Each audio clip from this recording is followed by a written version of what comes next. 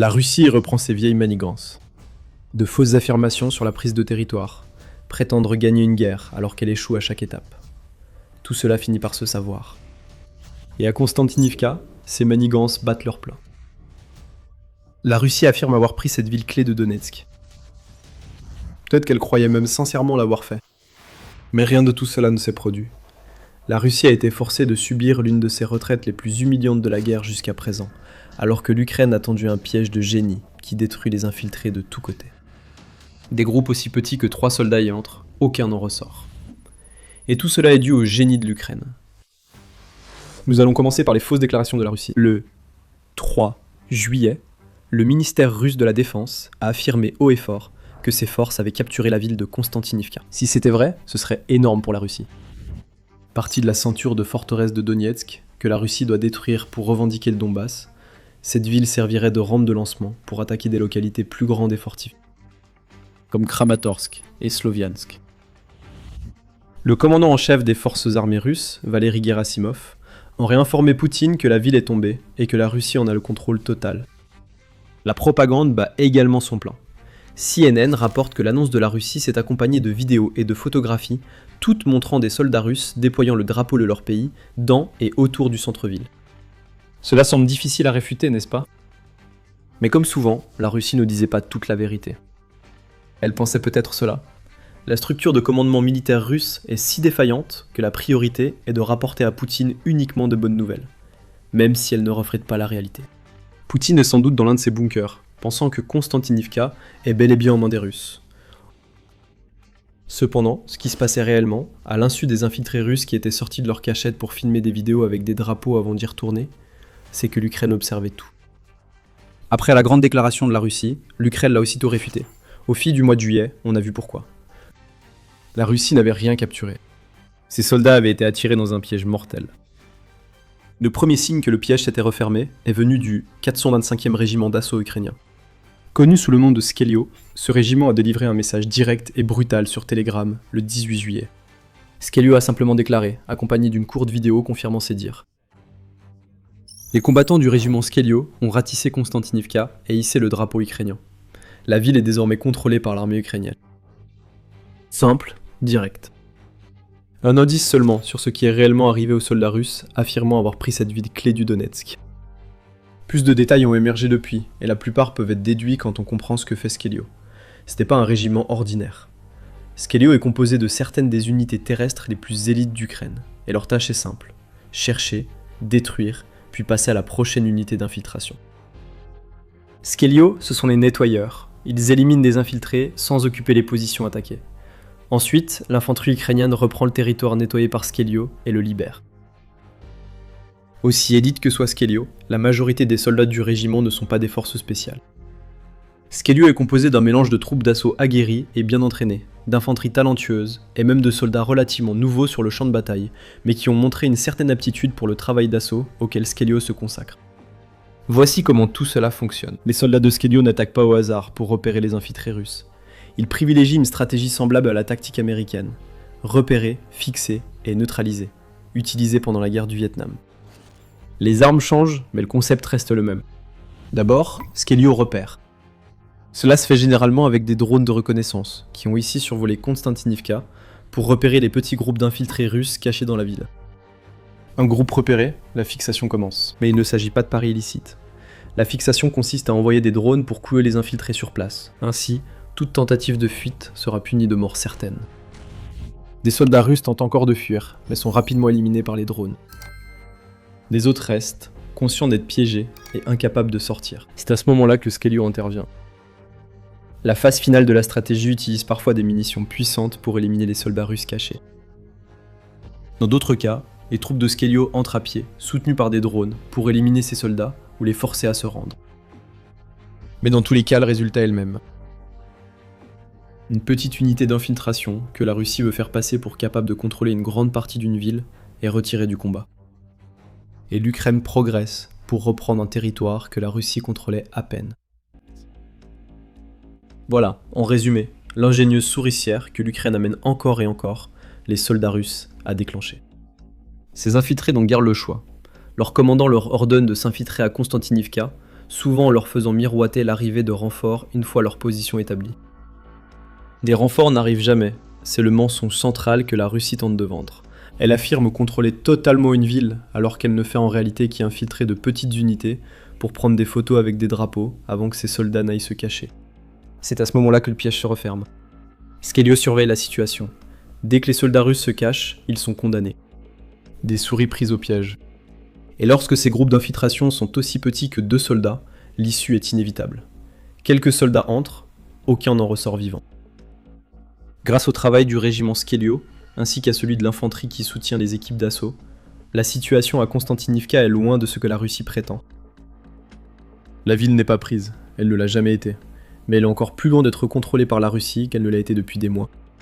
Le 20 juillet, après une campagne qui a duré environ 2 semaines, l'ancien commandant en chef des forces armées ukrainiennes, Alexandre Syrski, a révélé qu'il ne restait plus que 145 soldats russes à Konstantinivka. La Russie tente encore d'entrer dans la ville. Environ 20 assauts sont lancés chaque jour sur le secteur de Konstantinivka. Mais il s'agit d'une ville qui comptait 67 000 habitants avant la guerre. Est-ce que quelqu'un croit vraiment que 145 soldats, ou même les quelques centaines que la Russie aurait pu faire entrer en douce dans la ville auparavant, pourraient la contrôler? La Russie semble le croire. Mais voilà, l'Ukraine a prouvé à la Russie que le contrôle n'est pas facile, surtout face à un régiment ayant maîtrisé un piège conçu pour contrer la stratégie d'infiltration russe. Ce qui s'est réellement passé à Konstantinivka, c'est que la Russie a réussi à faire entrer quelques infiltrés dans la ville. Et ces infiltrés ont été éliminés. À ce stade, certains peuvent ressentir un étrange déjà-vu, comme s'ils avaient déjà entendu cette histoire. En effet, mais la dernière fois ce n'était pas Konstantinivka. La Russie a essayé de faire pratiquement le même coup, et ses soldats sont tombés dans le même piège vers la fin de 2025. Ça n'a pas marché à l'époque, et ça ne marche pas maintenant. En novembre 2025, la Russie a affirmé avoir capturé la ville de Kupiansk, une ville clé de la région de Kharkiv, qui servait de nœud ferroviaire à celui qui la contrôlait. Tout comme pour Konstantinivka, l'Ukraine a rapidement réfuté les affirmations de la Russie, le président ukrainien Volodymyr Zelensky allant même jusqu'à se rendre à Kupiansk pour prendre des photos comme preuve que la Russie mentait. Cependant, cela ne signifiait pas l'absence de soldats russes à Kupiansk. Encore une fois, comme à Konstantinivka, des soldats s'étaient infiltrés, environ 250 d'entre eux, selon Pravda. Ils ont été éliminés en utilisant la même stratégie que celle employée par le régiment Skelliot. À la mi-décembre, l'Ukraine contrôlait totalement 90% de Kupiansk. Les parallèles sont indéniables. La retraite russe a été extrêmement humiliante. Nous avons encore constaté qu'il faut douter dès que la Russie affirme avoir accompli quelque chose. La Russie a vraiment besoin de gagner à Konstantinivka, tout comme elle avait besoin de Kupiansk. Mais tout cela n'était qu'une illusion. Une fausse affirmation de prise de contrôle par de petites unités d'infiltration incapables de tenir un territoire une fois découvertes. Voici le vrai problème pour la Russie. Le piège de Konstantinivka tendu par l'Ukraine révèle davantage les échecs russes à Konstantinivka et dans tout Donetsk que ce que la Russie n'a jamais su. L'histoire de Konstantinivka est celle d'une lente progression et de lourdes pertes pour prendre la ville la moins importante de la ceinture fortifiée. Mais avant d'aller plus loin, ceci est un rappel que vous regardez l'émission Militaire. Si vous n'êtes pas encore abonné, c'est le moment idéal pour appuyer sur ce bouton. Voici donc ce que la Russie essaie de faire à Konstantinivka. En plus de l'infiltration, qui n'a clairement pas fonctionné, la Russie tente une manœuvre en tenaille contre la ville. Elle a rassemblé environ 11 000 soldats dans la zone tactique de Konstantinivka, Droujkivka, pour y parvenir. Il n'y a rien qui cloche dans la stratégie russe ici. La manœuvre en tenaille existe depuis toujours. Elle consiste à attaquer une cible des deux côtés, obligeant les troupes au centre à partager leur attention. La Russie vise à prendre Konstantinivka, à l'extrémité sud de la ceinture fortifiée de Donetsk, pour ensuite s'emparer des 3 autres villes de cette ceinture. L'usage de la manœuvre en tenaille augmente aussi le coût pour l'Ukraine de défendre la ville, selon The Independent, car plus de troupes doivent être envoyées à Konstantinivka pour empêcher une percée russe. Tout cela est logique, et si elle réussit, la manœuvre en pince pourrait suffire à faire tomber une ville comme Konstantinivka. Vous pouvez probablement deviner ce que nous allons dire ensuite. La manœuvre en pince de la Russie ne se passe pas bien. Ce que la Russie accomplit réellement avec sa manœuvre en pince, c'est un rythme d'avancée qui atteint en moyenne environ 50 mètres par jour. Pas des kilomètres, des mètres. Sur le champ de bataille, l'information, c'est le pouvoir. Mais une bataille reste invisible. Chaque jour, des courtiers en données collectent, regroupent et vendent vos données personnelles sans votre connaissance ni votre consentement. Notre sponsor du jour, Inconi, vous aide à effacer ces données de centaines de bases de données en seulement quelques clics. Vos données personnelles et familiales, comme adresse et téléphone, pourraient être en ligne sans que vous le sachiez. Cela peut entraîner des appels indésirables, des arnaques et des vols d'identité. C'est dangereux pour vous et votre famille. C'est pourquoi j'utilise Incogni. Incogni trouve automatiquement où vos informations personnelles sont exposées et envoie des demandes de suppression en votre nom. Ils ne peuvent pas vous nuire s'ils ne peuvent pas vous trouver. Et avec le forfait illimité, vous pouvez aller encore plus loin. Collez simplement le lien d'un site exposant vos données, et les experts en confidentialité d'Incogni prendront en charge les suppressions personnalisées. Commencer ne prend que quelques minutes, et après une autorisation unique, Incogni s'occupe du plus gros du travail pour vous. Reprenez le contrôle de votre vie privée dès aujourd'hui. Utilisez notre code spécial pour obtenir 60% de réduction sur n'importe quel abonnement annuel Incogni. Scannez le code QR ou cliquez sur le lien ci-dessous et commencez à supprimer vos informations personnelles du web. Vous savez déjà que l'information, c'est le pouvoir. Utilisez maintenant ce pouvoir pour vous protéger et reprendre le contrôle de votre vie privée avec Incogni. Vous pourriez parcourir cette distance en allant d'un bout à l'autre de votre maison. Et ce rythme lent est aggravé par les lourdes pertes de soldats russes. Comme le souligne le New York Times, la Russie perd maintenant des soldats à un rythme de 8 pertes pour chaque perte subie par l'Ukraine.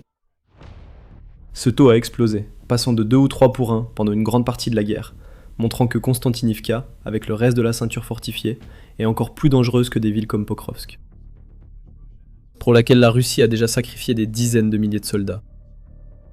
Pour le dire franchement, une pince ne peut se refermer que lorsque les troupes qui la forment peuvent effectivement se déplacer. Ce n'est pas le cas des soldats encerclant actuellement Konstantinivka. Le rythme d'avancée de la Russie est lent, et le coût humain et financier de sa progression vers la ville est immense. C'est pas seulement en regardant ce qui se passe actuellement à Konstantinivka qu'on s'en rend compte. La Russie essaie de capturer cette ville depuis 1 an, et CNN propose une chronologie pratique qui montre à quel point cela se passe mal. En revenant au 29 juillet 2025, c'est la première fois que Deep State, un analyste ukrainien du renseignement en source ouverte, a signalé que des soldats russes avaient commencé à tenter de pénétrer dans Konstantinivka. À cette époque, la ville restait animée, malgré les premiers signes du combat imminent que l'Ukraine attendait, comme les filets de pêche dans les rues pour se protéger des drones.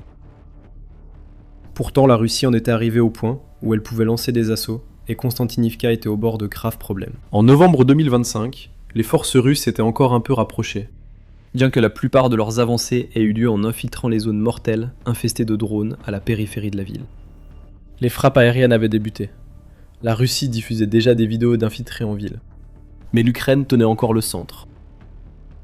En janvier, la Russie progressait encore, et nous avons vu les prémices de la tenaille qui tente toujours de se former. Ce mois-ci a été le meilleur que la Russie pouvait espérer, car le pays commençait déjà à subir de lourdes pertes, allant jusqu'à 35 000 morts ou blessés par mois. Pourtant, la plupart de la population civile avait quitté Konstantinivka à ce moment-là. Avec du recul, c'était sans doute la période où l'Ukraine préparait les pièges déclenchés 6 mois plus tard. En mai, des infiltrés russes entraient dans la ville, tout comme des drones. Puis sont arrivées les déclarations de capture début juillet. Et nous savons ce qui s'est passé depuis lors. Ce que nous voyons ici, c'est l'histoire d'une avancée, oui, mais d'une avancée incroyablement lente contre une ville très petite. CNN dit que Konstantinivka couvre seulement 66 km² de territoire. La prendre serait facile si les forces russes sont aussi fortes que Poutine le dit. Il a tout de même fallu 1 an à la Russie pour pouvoir envoyer de petites unités d'infiltrateurs et quelques drones dans la ville. Et l'Ukraine les a déjà expulsés. Le mouvement en tenaille a à peine progressé, et les régions considérées comme étant réellement sous contrôle russe n'ont pas augmenté. En fait, en regardant les cartes de juillet 2025 et juillet 2026, partagées par CNN, on peut voir que cette zone de contrôle réel pour la Russie a en fait diminué. En particulier au nord-ouest de Bakhmout. En somme, la Russie perd du terrain près de Konstantinivka. Selon un rapport d'Interfax du 21 juillet, les forces ukrainiennes ont repris 43,37 km² le long de la frontière entre Donetsk et Dnipropetrovsk au cours de la semaine précédente, tandis que la Russie n'a réussi à s'emparer que de 17,33 km². Ce n'est pas la domination que Poutine veut afficher. Tout cela raconte une histoire bien différente de celle qui sort du Kremlin. Gerasimov affirme que Konstantinivka est prise. Ce n'est pas du tout le cas. Des infiltrés ont été repoussés par le régiment Skalia, et l'Ukraine progresse en réalité contre la Russie. ou du moins fait des régions contrôlées par la Russie des zones grises à risque. La tenaille ne peut pas se refermer, parce qu'elle est loin d'être complètement formée, et maintenant la Russie commence à devenir désespérée. Comme le révèle Euromaidan Press, le chef du centre ukrainien de lutte contre la désinformation, Andriy Kovalenko, affirme que Poutine pourrait être contraint de mobiliser jusqu'à 500 000 Russes cet automne, ce qui pourrait provoquer une réaction massive, voire un soulèvement d'une population russe épuisée par la guerre. Tout cela pour que la Russie comble les brèches grandissantes dans ses lignes à l'est de l'Ukraine. Ces troupes mobilisées seraient probablement envoyées au combat dans les 2 semaines suivant leur mobilisation, souligne Kovalenko, ce qui montre le désespoir de Poutine d'envoyer plus de soldats au front, et son incapacité, comme celle de ses chefs, à trouver une autre stratégie que d'envoyer toujours plus de monde face au problème. Si cette mobilisation se produit, Konstantinivka pourrait tomber, mais le coût pour Poutine dans son pays serait immense. Il a longtemps évité la mobilisation pendant la guerre en Ukraine, pour une bonne raison.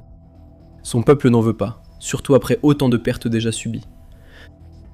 Revenons à Konstantinivka, et au sujet principal. En résumé, la Russie a déclaré avoir pris la ville, mais ce n'était pas vrai. L'Ukraine a tendu un piège magistral, et les infiltrés que, selon la Russie, avaient capturé Konstantinivka ont été pratiquement éliminés. La Russie a passé 1 an à tenter de prendre cette ville, sans succès. Pourquoi tout cela est-il important ? Poutine n'a en réalité aucun levier, et c'est bien le but de toutes ces fausses déclarations. Qu'il croie ses généraux affirmant que la Russie a pris des villes, ou qu'il fasse partie de la mise en scène, ce genre de fausses déclarations vise uniquement à donner l'impression que la Russie est plus forte qu'elle ne l'est réellement. Poutine en a besoin, pour 2 raisons. D'abord, il doit prouver à son peuple que la Russie reste la puissance militaire qu'elle affirme être.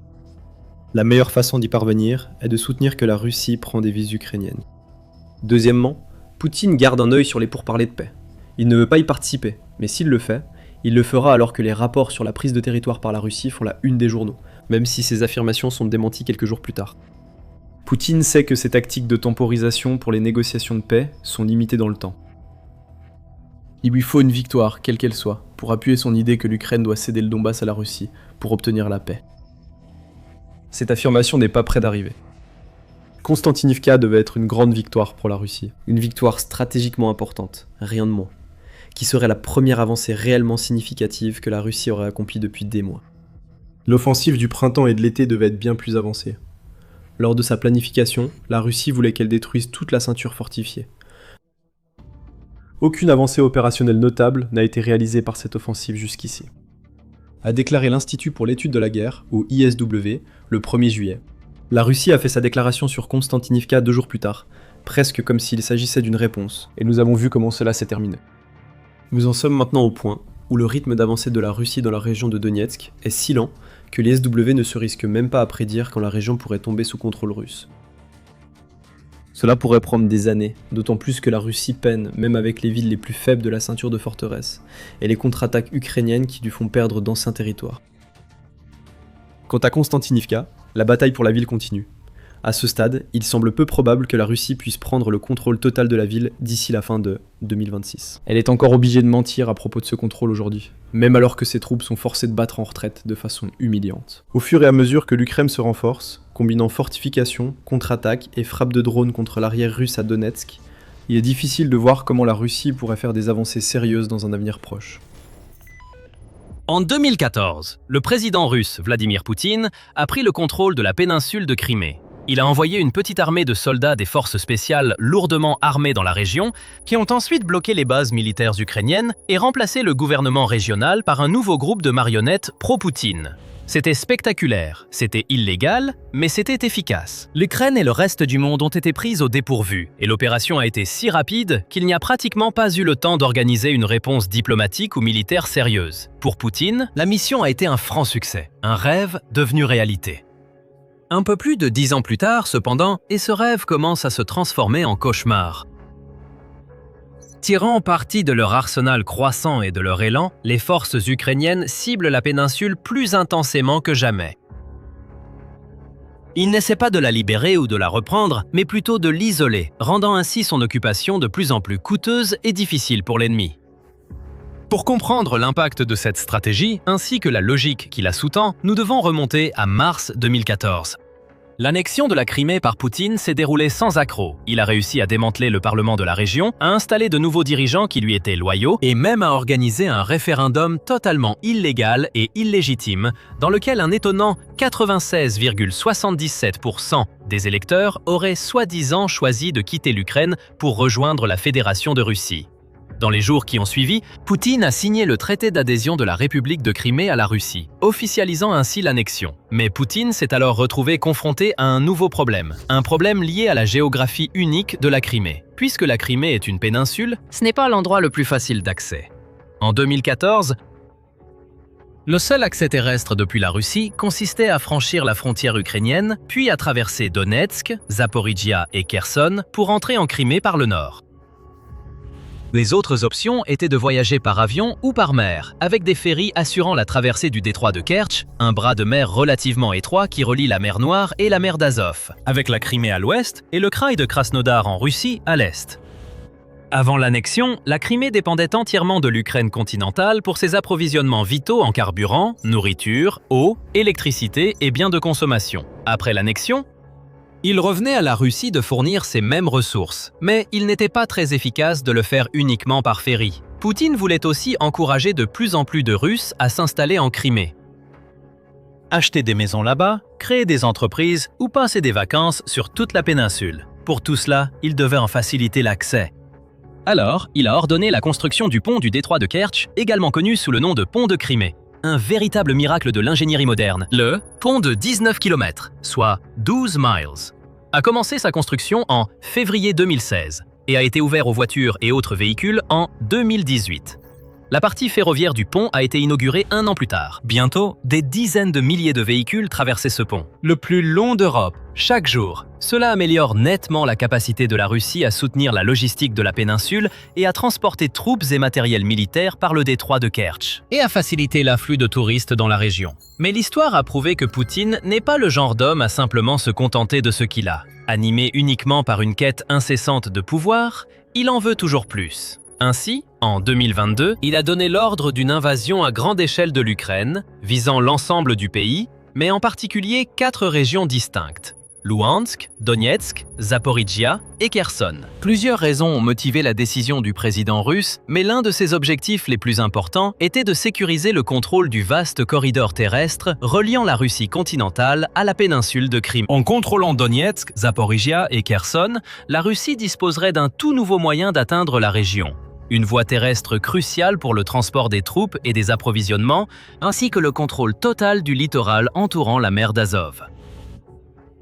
Voici ce qui s'est passé. Au début de la guerre, les forces russes ont concentré leurs efforts pour ouvrir une voie vers la Crimée, menant un siège de 3 mois contre la plus grande ville sur leur route, Mariupol. Et dès la mi-mai 2022, à peine quelques semaines après le début de l'invasion, le corridor terrestre était en grande partie dégagé. La Russie a également tiré parti de son contrôle sur la Crimée pour faire passer des forces vers Kherson depuis le sud, facilitant ainsi la prise rapide de nombreuses petites villes et localités. Plus ils capturaient de terre, plus leur zone tampon autour de la péninsule devenait grande, et plus il semblait impossible que l'Ukraine puisse un jour reprendre le contrôle de la Crimée. Il semblait que la région était perdue à jamais, et ce fait n'a pas échappé à Poutine. En mars 2024, lors d'un événement marquant le 10e anniversaire de l'annexion, le président a exprimé sa joie que la péninsule soit revenue à son port d'attache, ajoutant que la région, ainsi que les autres territoires occupés de l'Ukraine, restera unie au reste de la Russie pour les générations à venir. À l'époque, même si l'Ukraine avait réussi à mener quelques frappes dans et autour de la Crimée, y compris plusieurs frappes sur le pont de Kertch, il semblait que Poutine avait raison. Mais passons à l'été 2026. Le contrôle de la Russie sur la Crimée a considérablement diminué, grâce à une campagne ukrainienne soutenue visant les défenses, la logistique et les lignes d'approvisionnement de la région. On peut dire que cette campagne a commencé dès 2022. L'Ukraine menant des attaques sporadiques contre des cibles telles que les bases aériennes, les ports et les défenses de Crimée dès que l'occasion se présentait. Mais son efficacité et son intensité se sont vraiment accrues en 2026.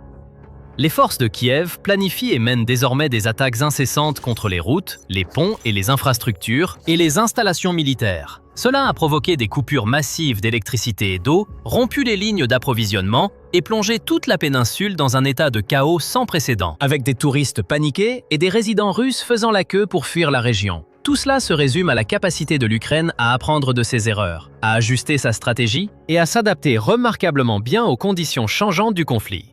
Par exemple, en 2023, le pays a organisé une contre-offensive massive, repoussant l'invasion pour reprendre les terres perdues à la Russie et surtout couper le corridor terrestre vers la Crimée. Cependant, malgré les meilleurs efforts de l'Ukraine et un certain succès modéré dans certaines régions, cet objectif crucial n'a pas été atteint. Les forces ukrainiennes ne pouvaient rivaliser avec l'avantage massif de la Russie en main-d'œuvre et équipement. Les forces du Kremlin savaient que l'ennemi préparait une riposte. Ils ont donc établi des défenses profondes et denses, conçues pour les aider à maintenir leur emprise sur les régions occupées. Ils ont installé des champs de mines, ils ont creusé des fossés anti-chars, ils ont placé des équipes d'artillerie à des points stratégiques, stoppant de nombreuses avancées mécanisées ukrainiennes avant toute reprise majeure de territoire. L'Ukraine, avec une armée plus petite, a dû disperser ses forces sur plusieurs axes, facilitant ainsi la neutralisation de l'offensive par la Russie.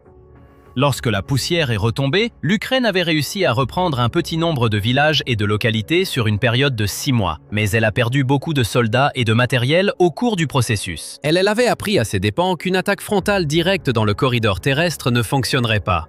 Les défenses russes étaient tout simplement trop profondes et trop denses pour être percées. Mais c'est là que l'adaptabilité tactique de l'Ukraine entre en jeu. Ses commandants ont compris qu'ils ne pourraient peut-être pas traverser ces défenses, mais qu'ils pouvaient les survoler. Il leur suffisait d'avoir les bons outils pour y parvenir. Cela a pris du temps. Le secteur de la défense a relevé le défi en développant des drones plus grands, performants et intelligents, ainsi que des missiles longue portée, mettant progressivement davantage de cibles en Crimée à portée. L'Ukraine a également continué à éliminer les équipements russes dans toute la région, comme les radars et les défenses aériennes, afin que, lorsque le moment serait venu pour une attaque aérienne plus intense, la Russie ait du mal à se défendre. En 2026, tous les éléments étaient en place et le décor était planté.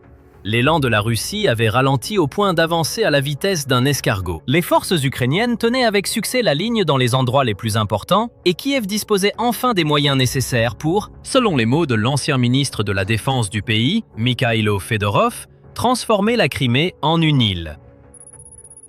Avant de revenir sur les événements, nous faisons cette émission militaire pour expliquer le vrai fonctionnement du pouvoir. Si vous êtes nouveau, abonnez-vous pour suivre la suite. En mai 2026, Kiev a lancé son offensive. Une série rapide d'attaques de drones de moyenne portée a commencé, visant notamment les routes, les transports ferroviaires, les ponts, les ferries et les défenses aériennes, à la fois en Crimée et dans les territoires occupés formant le corridor terrestre avec la Russie, coupant ainsi les lignes d'approvisionnement alimentant la région depuis longtemps.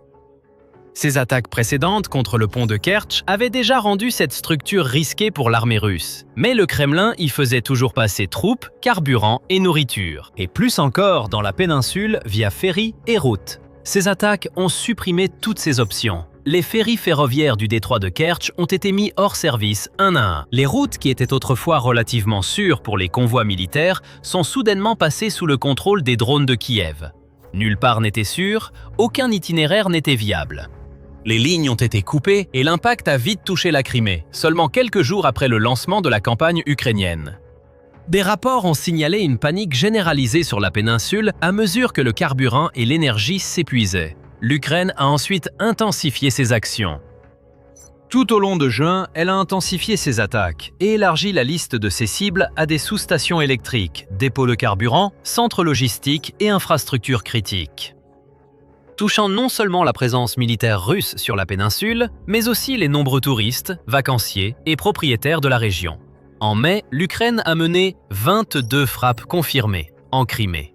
Rien qu'au cours de l'une des dernières semaines de juin, le nombre total d'attaques s'élevait à 55. C'était parmi les attaques les plus importantes et les plus dévastatrices jamais vues dans la région. Car l'Ukraine ne se fiait pas seulement aux drones, mais a même déployé ses missiles de croisière Flamingo, produits localement, contre des convois opérant dans le corridor terrestre et contre des ports navals russes, tant sur la mer Noire que sur la mer d'Azov. En conséquence, ce qui avait commencé comme un état de panique s'est transformé en un état d'urgence à l'échelle régionale. En effet, le 26 juin, les autorités criméennes installées par le Kremlin ont officiellement déclaré un état d'urgence pour une durée indéterminée dans toute la région.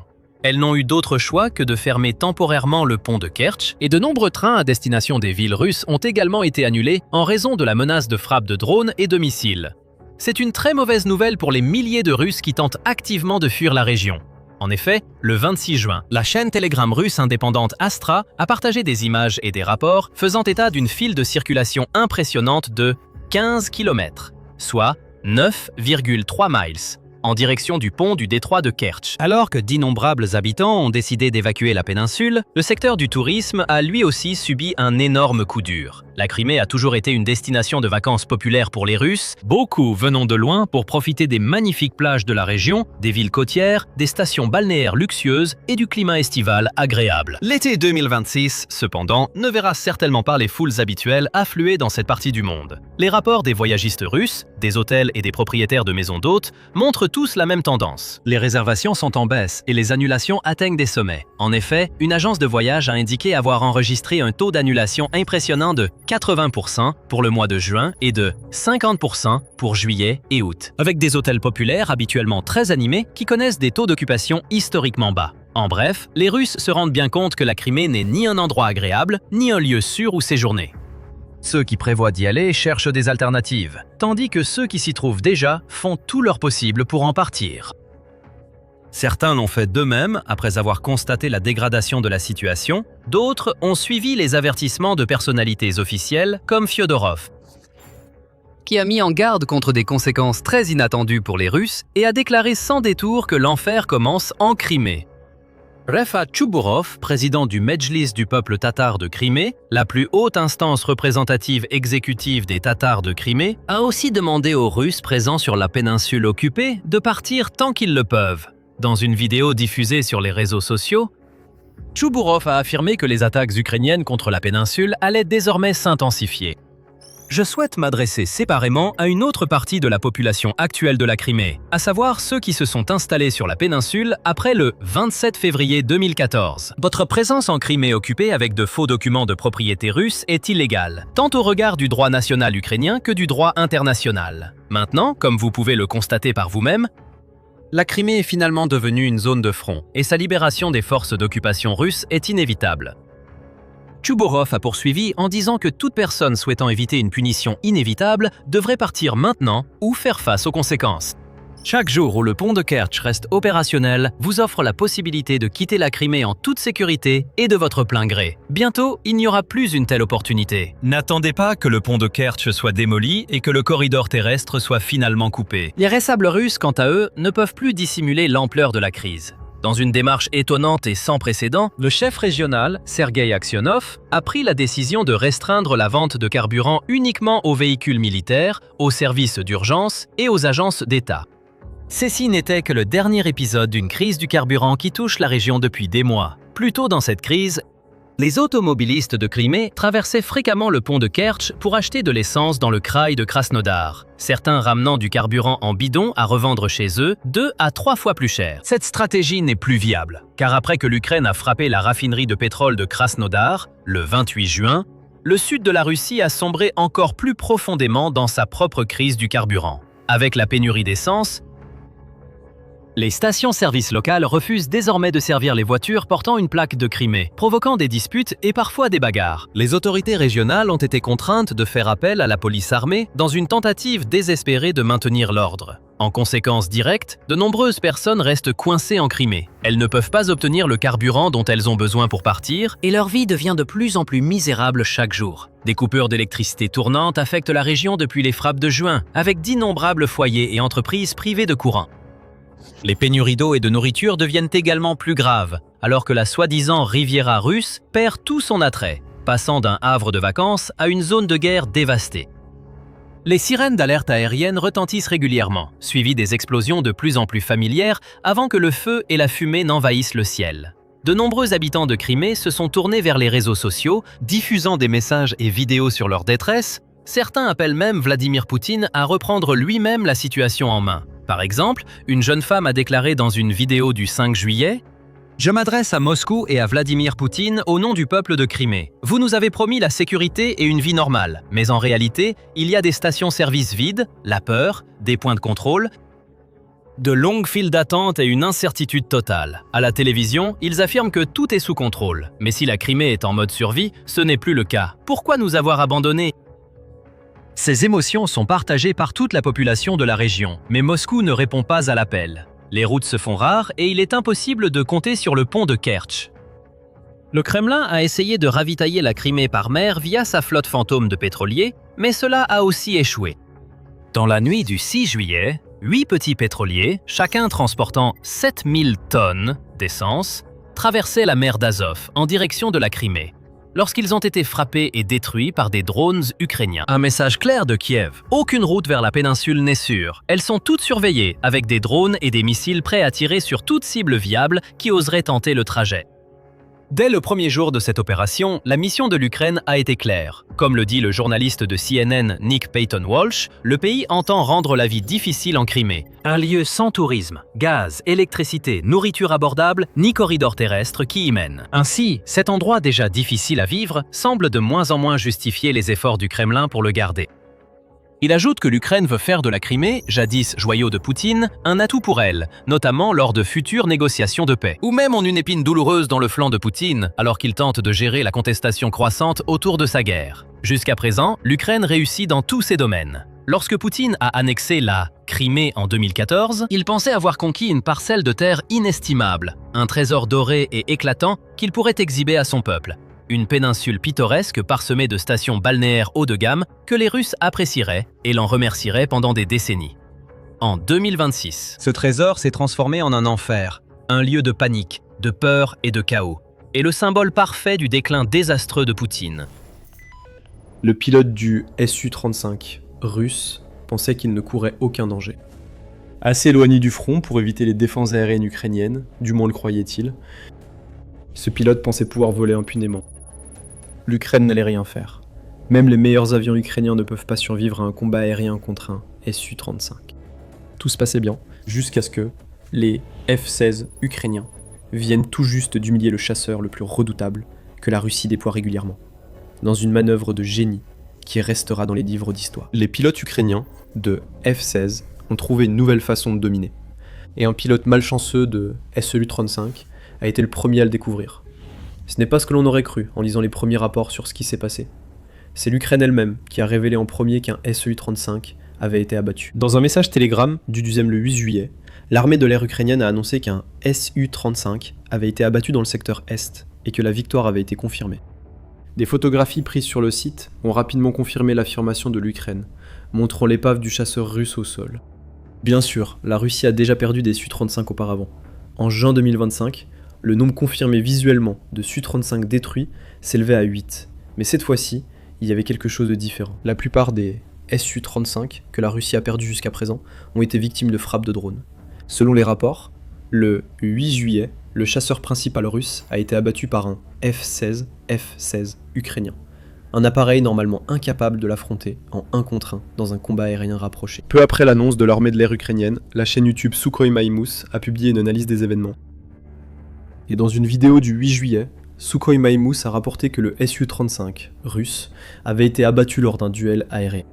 Il ne s'agissait ni d'un drone ayant abattu le chasseur, ni de la défense antiaérienne ukrainienne ayant tiré un missile auquel le pilote du Su-35 n'avait pu échapper. Il y a eu un combat aérien opposant au moins un F-16 ukrainien à un Su-35 russe. Il y a un rebondissement dans cette histoire, et nous venons de vous donner un petit indice.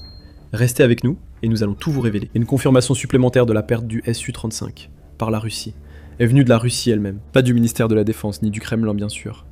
Aucun des deux ne voudra rendre public le fait que la Russie vient de perdre un Su-35 dans le genre de duel aérien qu'elle est censée pouvoir gagner. La confirmation vient plutôt d'un commentateur militaire nommé Oleksiy Zemtsov, qui est un blogueur militaire russe. Zemtsov a confirmé que l'épave vue dans la vidéo partagée plus tôt était bien un Su-35.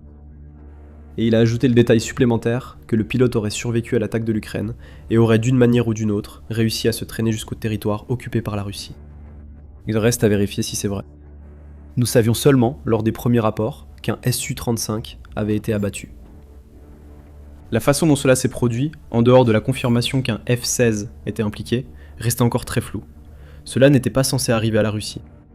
Mais l'incapacité de l'armée de l'air russe à imposer sa volonté à l'Ukraine fut évidente dès le début de la guerre. Au 10 juillet, la Russie a perdu 437 avions et 353 hélicoptères face à l'Ukraine, dont beaucoup ont été détruits pendant les premières semaines de l'invasion. Lorsque la Russie était assez arrogante pour croire que l'Ukraine ne disposait pas des défenses aériennes nécessaires pour les arrêter, cela s'est rapidement avéré faux, et la Russie a passé la majeure partie de la guerre à adopter une stratégie consistant à garder ses avions derrière le front, d'où ils peuvent lancer des missiles et des bombes planantes contre l'Ukraine à une distance sûre. Cette stratégie n'a pas empêché l'Ukraine de remporter des succès. Le 26 juin, la Russie a perdu l'un de ses chasseurs, MiG-29, lors d'une frappe ukrainienne sur la base aérienne de Belbek, en Crimée. La Russie commence également à voir ses stocks de Su-35 s'épuiser. Nous avons mentionné plus tôt qu'au moins 8 avaient été confirmés détruits avant la dernière élimination par l'Ukraine. La dernière livraison connue de cet avion à l'armée russe a eu lieu en novembre 2025, et semble avoir été un lot de 15 à 18 appareils. L'année précédente, la Russie avait reçu 15 autres Su-35. Il est difficile de savoir si d'autres vont arriver, mais l'Ukraine a réduit les stocks. Maintenant, un autre Su-35 a été abattu. Et tout comme l'échec global de la Russie à exploiter sa supériorité aérienne en Ukraine, la perte de ce Su-35 dans les airs face à un F-16 n'était pas censée arriver. Imaginons qu'il s'agissait bien du duel aérien en 1 contre 1 mentionné au départ. Dans ce cas, en supposant une compétence égale entre le pilote ukrainien et le russe, le Su-35 devrait l'emporter. Popular Mechanics donne les chiffres. Bien que le F-16 et le Su-35 soient tous deux des chasseurs de 4ème génération, ce dernier est plus moderne, ayant fait ses débuts en 2016. Le F-16 est une cellule qui remonte aux années 1970. Les deux atteignent environ Mach 2 en altitude. Mais la vraie différence, et ce qui devrait faire pencher la balance pour un pilote de Su-35, c'est le rayon d'action en combat. Un F-16 a un rayon d'action en combat d'environ 925 km. Un Su-35 a un rayon d'action en combat de près de 1600 km. Cela offrira au pilote du Su-35 plus de marge de manœuvre pour se positionner. Si les radars et capteurs de son avion détectent le F-16 assez tôt. Mais il y a plus que ça. Strassam ajoute que le Su-35 a plus de flexibilité que le F-16 en ce qui concerne le mouvement de la tuyère. Les deux tuyères du Su-35 peuvent pivoter sur 360 degrés, chacune se déplaçant sur des axes différents. Cela signifie que le Su-35 peut réaliser la manœuvre Cobra, ce qui lui permet essentiellement de rester en vol stationnaire sur place, dans les airs. Le F-16 ne peut pas faire cela. Dans un combat aérien, où l'appareil occidental essaie de poursuivre le Su-35, cette manœuvre astucieuse permet aux chasseurs russes de s'arrêter net, ce qui peut potentiellement amener le F-16 à le dépasser, donnant ainsi l'avantage au pilote du Su-35. Rien de tout cela ne signifie nécessairement qu'un F-16 ne peut pas vaincre un Su-35. Cependant, le F-16 devrait compter sur le soutien des AWACS pour localiser le Su-35 à l'avance, ainsi que sur des missiles RR comme l'AMRAAM, qui peuvent être tirés au-delà de la portée visuelle, permettant au F-16 de tendre une embuscade au Su-35 sans entrer en combat rapproché.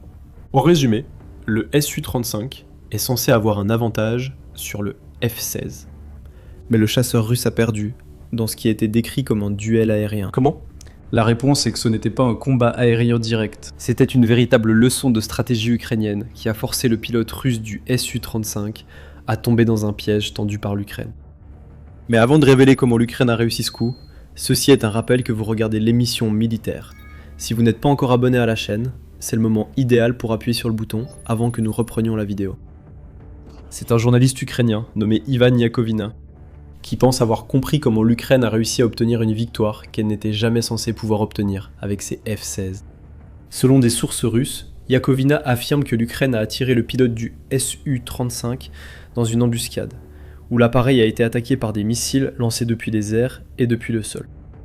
Le journaliste dit que le plan était risqué. Le pilote ukrainien de F-16 aurait dû s'approcher à portée visuelle du Su-35, en utilisant le F-16 comme appât pour faire croire au pilote russe qu'il pouvait engager un combat direct. Ensuite, le F-16 s'est éloigné rapidement, esquivant les attaques du Su-35 jusqu'à ce que le pilote russe atteigne le site de l'embuscade. À ce moment-là, il serait déjà trop tard. Ce qui paraissait une victoire facile pour le pilote russe est vite devenu une défaite. Les images de médailles et de Vladimir Poutine qualifiant le pilote de héros russe auraient vite laissé place à la panique lorsque le Su-35 s'est précipité vers le sol. C'était un plan brillant de l'Ukraine qui aurait impliqué plusieurs F-16 et même un système de défense aérienne Patriot. Et de façon surprenante, ce n'est pas seulement le piège tendu par l'Ukraine qui a conduit à la chute du pilote du Su-35. Ce pilote a été trahi par son propre pays, ce qui a mis en place toute la situation dès le départ. Cette trahison, involontaire, résulte des mensonges russes répétés pendant la guerre, qui se sont retournés contre le pilote d'un des appareils les plus efficaces du pays. Avant d'expliquer tout cela, il reste des détails sur le piège brillant de l'Ukraine. Dans son rapport sur ce coup de génie, Euromaidan Press révèle que les différentes sources russes qui ont découvert le piège de l'Ukraine pensent que l'Ukraine a utilisé un trio de F-16 pour attirer le Su-35 dans l'embuscade. Si c'est vrai, l'Ukraine a pris un gros risque. L'Ukraine devait recevoir environ 80 F-16, mais la moitié n'a pas encore été livrée à cause de retard chez ses pilotes. Perdre jusqu'à 3 appareils en tentant de piéger un Su-35 aurait été un coup dur pour la force aérienne ukrainienne, sans compter la perte probable de 3 pilotes talentueux. Pourtant, les F-16 ont décollé, attirant le Su-35 dans une poursuite, tandis que les avions ukrainiens approchaient de l'embuscade. Et ce qui l'attendait là-bas, c'était un système de défense aérienne Patriot. Après avoir eu l'avantage, le pilote du Su-35 s'est retrouvé avec une tâche herculéenne et impossible sur les bras. À ce stade, l'histoire devient floue. Certains disent que les chasseurs ukrainiens et le Patriot ont tiré sur le Su-35. D'autres, dont Euromaidan Press, disent qu'il n'est pas clair lequel des systèmes ukrainiens a tiré, seulement que, quel qu'il soit, il a forcé le pilote du Su-35 à s'éjecter et à prendre la fuite. Ce piège démontre une coordination remarquable entre les équipes de défense aérienne au sol et les pilotes. À notre avis, il semble plus probable que ce soit les F-16 qui ont tiré sur le Su-35 russe plutôt que le système Patriot. Pourquoi ? Pour 2 raisons. D'abord, l'Ukraine manque de missiles Patriot et doit préserver chaque missile pour contrer les missiles balistiques russes. L'Atlantic Council indique que la Russie a accru ses frappes de missiles balistiques car elle sait que l'Ukraine manque de missiles Patriot. Aussi prestigieux pour l'Ukraine d'abattre un Su-35, il est plus crucial de limiter les dégâts des frappes de missiles russes. Et lorsque vous avez des F-16 dans le ciel, armés de missiles capables d'abattre le Su-35, il y a encore moins de raisons d'utiliser un intercepteur Patriot pour abattre le Su-35. Yakovina semble être d'accord avec cette analyse. Il dit « Le pilote russe aurait survécu, selon les Russes, donc l'avion a sans doute été touché. Je ne peux pas l'affirmer à 100%, mais il est peu probable qu'il s'agisse d'un missile Patriot. » Je vais expliquer pourquoi. Ce missile, très grand, provoque une énorme explosion et un nuage de billes métalliques qui transforme l'avion et son pilote en passoire. Survivre à une telle explosion est impossible. Deuxièmement, le système Patriot aurait clairement pu jouer un rôle dans l'embuscade tendue par l'Ukraine. Euromaidan Press souligne que les F-16 ukrainiens n'ont pas les missiles ni les radars pour rivaliser avec ceux du Su-35. Mais lorsque vous ajoutez un système de défense aérienne Patriot et ses radars dans l'équation, l'histoire devient très différente. Ce que nous pensons s'être passé, c'est que les F-16 ukrainiens ont volé à portée des radars du Su-35, mais suffisamment loin pour minimiser les risques. Au sol, un radar du système de défense aérienne Patriot a suivi le Su-35, et ces données ont été transmises aux pilotes de F-16 en temps réel. Ainsi, ils savent où voler pour maintenir le Su-35 sur une trajectoire vers le piège, sans que le pilote russe ne puisse abattre aucun des F-16. Après que le Patriot a détecté le Su-35 en position idéale, l'ordre a été donné. Feu. Euromaidan Press présente une autre possibilité. Il précise que l'Ukraine utilise ses F-16 pour escorter d'autres avions, lançant des bombes planantes sur des positions russes situées juste derrière la ligne de front. Pour cela, les F-16 doivent rester à basse altitude en approchant la position russe. L'un des F-16 ukrainiens a probablement suivi ce profil de vol sans escorter d'avion largueur de bombes planantes. Au lieu de cela, le F-16 servait d'appât pour inciter le Su-35 russe à sortir, afin d'empêcher ce qui semblait être une attaque à la bombe planante. Alors que le Su-35 tentait de passer à l'attaque, les 2 autres F-16, volant bien plus haut que le premier F-16 et le Su-35, ont lancé des missiles AIM-120 guidés par radar pour abattre le chasseur russe depuis les hauteurs. Dans ce scénario, le Patriot aurait continué à fournir des données en temps réel pour indiquer aux 2 pilotes de F-16 en embuscade le moment idéal pour frapper. Plusieurs possibilités existent ici. Comme prévu, l'Ukraine garde cela secret. Pourquoi révélerait-elle les détails de la stratégie qu'elle a utilisée, alors qu'il est possible qu'elle puisse être réutilisée à l'avenir ? L'Ukraine a transformé ses bombes planantes en menaces permanentes pour l'arrière russe. Il semble maintenant qu'elle a une stratégie qui tire parti de ce fait, qu'elle utilise pour pousser les pilotes russes à se battre, alors qu'ils n'ont aucune chance de gagner. Mais l'histoire connaît un nouveau rebondissement. Plus tôt, nous avons mentionné qu'une certaine trahison avait eu lieu. Aussi involontaire que cette trahison ait pu être, cela a peut-être fini par être la raison pour laquelle le Su-35 russe s'est retrouvé dans la position mortelle dans laquelle il s'est trouvé. Et l'ironie ultime ici, c'est que le propre désir de la Russie de se montrer aussi forte que possible est ce qui a conduit à ce que l'un de ses meilleurs avions de chasse soit abattu. Le pilote du Su-35 opérait avec des cartes inexactes. Ces cartes étaient inexactes, car la Russie les avait créées pour exagérer ses gains sur le champ de bataille contre l'Ukraine. Du moins, c'est ce qu'affirme un rapport de United 24 Media du 9 juillet, qui indique que le site du crash du Su-35 se trouvait à environ 42 km des lignes de front de la guerre. C'est bien plus près du front que les Su-35 russes ne vont d'habitude, à cause du risque d'être abattus par la défense aérienne. Ce qui semble s'être passé ici, c'est que les affirmations exagérées de la Russie concernant ses avancées, telles qu'elles apparaissaient sur les cartes fournies au pilote du Su-35, ont amené ce pilote à croire qu'il volait dans une zone relativement sûre, plutôt que directement dans la gueule du piège que l'Ukraine lui avait tendu. Comme l'a dit le compte X Ukraine Control Map, il pensait sans doute être plus loin du front grâce aux cartes russes, victimes encore de leur ministère de la Défense. Quelle façon de découvrir que votre pays mentait sur ses succès en Ukraine. Après vous être éjecté et avoir vu votre appareil à plusieurs millions de dollars s'écraser, vous découvrez que tout cela aurait pu être évité sans l'énorme ego de Poutine, ou son besoin qu'on entretienne ses illusions. Évidemment, quiconque suit les déclarations russes sait que l'exagération des succès militaires n'est pas nouvelle. Poutine veut avoir le plus de moyens de pression possible sur l'Ukraine lors des discussions de paix, donc mentir sur l'emplacement de la ligne de front sert ses intérêts.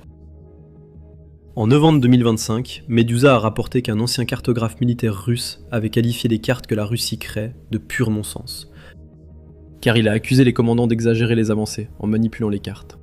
L'Institut pour l'étude de la guerre a fait la même déclaration, aussi récemment qu'en mai 2026, notant qu'il n'a trouvé aucune preuve d'une série de gains que la Russie affirmait avoir réalisés en mai, suggérant que la Russie prétend qu'infiltrer 1 ou 2 agents dans une position ukrainienne équivaut à s'en emparer complètement.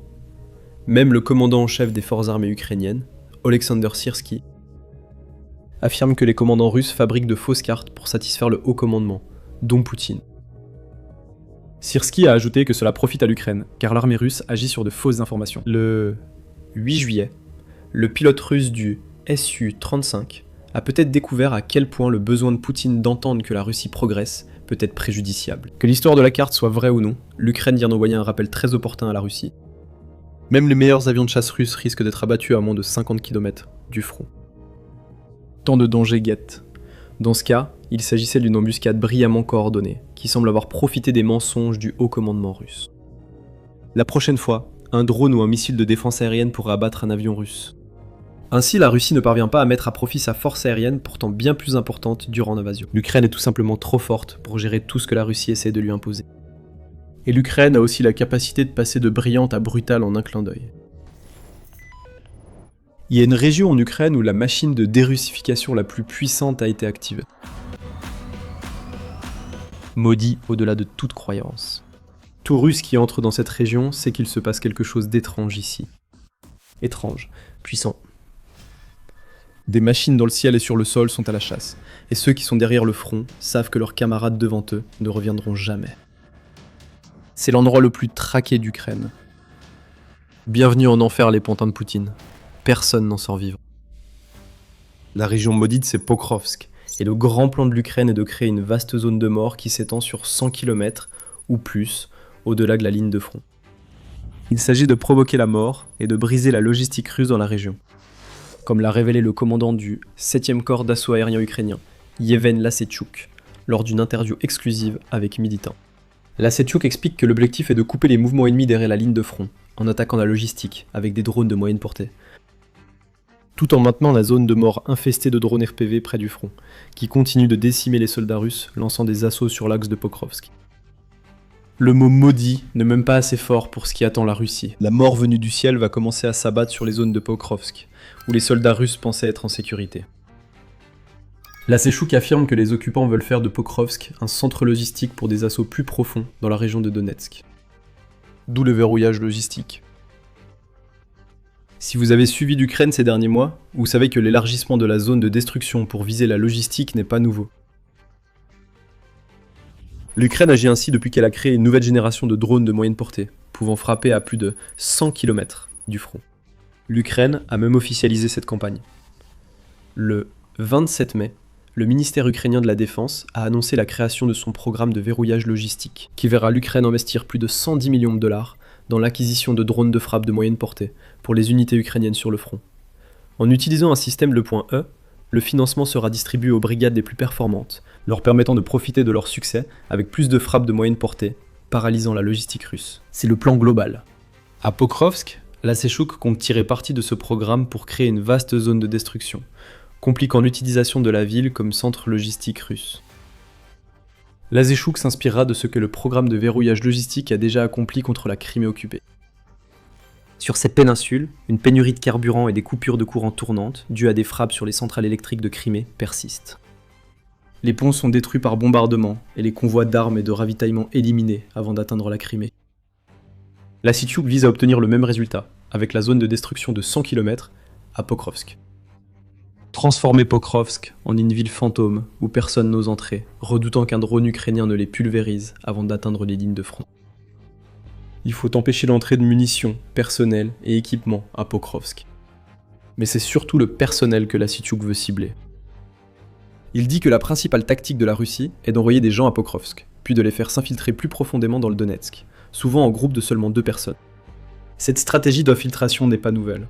La Russie l'utilise depuis 2025, car les drones FPV de l'Ukraine ont transformé les assauts mécanisés de grande envergure en bains de sang, qui coûtent bien plus en métal et en vie humaine que ce que la Russie peut supporter. Les groupes d'infiltration avancent discrètement. En réalité, ils ne prennent pas de territoire. Ils occupent de petites zones, cachées en attendant un soutien, qui, souvent, n'arrive pas. Mais il y a des raisons derrière cette stratégie. Lorsque la Russie fait entrer des infiltrés en douce, elle utilise cet exploit, aussi minime soit-il, à des fins de propagande. Poutine peut dire que la Russie a pris du territoire, alors qu'en réalité, elle n'a qu'une poignée de soldats cachés. L'infiltration vise aussi à mettre l'Ukraine à rude épreuve. Pas de front unique, mais des dizaines de cachettes à trouver et détruire. La Russie a adapté sa stratégie d'infiltration. Selon Forbes, en juin, les infiltrés russes avancent désormais plus loin dans les zones de destruction, en créant des avant-postes pour lancer des drones contre l'Ukraine. Les forces ukrainiennes. Leur stock étant limité, une fois les drones épuisés, les infiltrés doivent simplement attendre.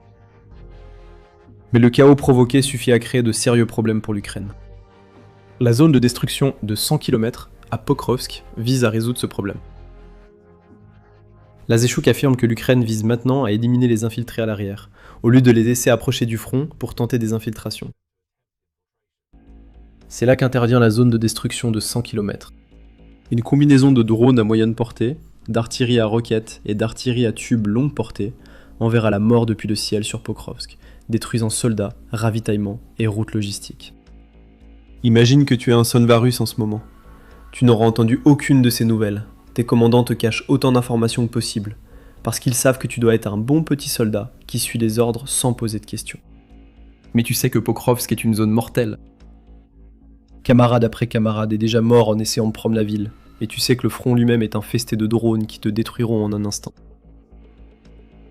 Pourtant tu te sens en sécurité, encore à l'arrière, sans ordre de percer vers le front. Pendant un instant, tu te sens apaisé, et tu l'entends, le bourdonnement d'un drone. Tu penses qu'une unité de drone à proximité envoie des UAV pour bombarder les positions ukrainiennes. Puis t'entends l'explosion. Une autre attaque survient, puis une autre. Là où tu te croyais en sécurité, un drone ou une roquette fonce vers toi. Trop tard, tu réalises le danger. Tu es désormais dans le lieu le plus traqué d'Ukraine, sans espoir d'en sortir vivant. Maintenant la grande question. Combien de temps avant que l'Ukraine établisse cette zone létale de 100 km et la rende opérationnelle ? L'Ukraine est bien avancée, car le 7e corps d'assaut aéroporté semble déjà disposer de presque tout pour créer ce que la Séchouk annonce. Militarny indique que le corps a déjà mis en place des effectifs et des structures organisationnelles lui permettant de déployer des drones de moyenne portée, dotés d'ogives légères, moyennes ou lourdes selon les besoins.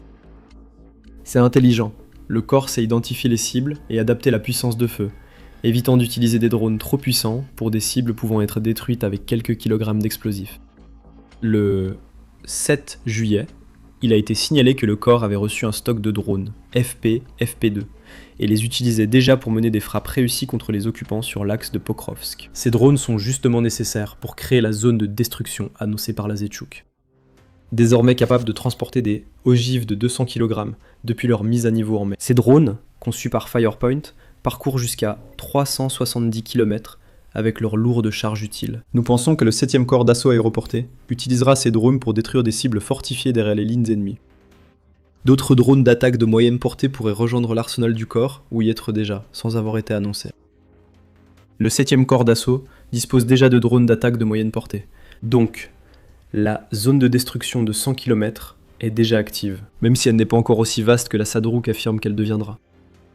Voici ce qui attend les occupants dans la région de Pokrovsk. L'Ukraine va créer une structure de zone de destruction à plusieurs niveaux, qui rendra extrêmement difficile pour la Russie d'utiliser Pokrovsk comme centre logistique ou d'avancer le long du front. Vous avez d'abord le type de zone de destruction que la plupart connaissent aujourd'hui. S'étendant jusqu'à 30 km depuis le front, cette zone est remplie de drones FPV et d'autres défenses destinées à ralentir les soldats russes. Fossés anti-chars, barbelés, mines et dents de dragon composent les défenses de la zone de destruction traditionnelle. Au-delà de l'élimination des soldats russes tentant d'avancer directement, les défenses peuvent également être utilisées pour canaliser les soldats vers des itinéraires qui les mèneront directement dans des pièges. Ce type de zone de destruction ne disparaîtra pas à Pokrovsk. Elles seront simplement associées à la nouvelle zone de destruction située entre environ 30 et 100 km du front, là où les drones de moyenne portée frappent.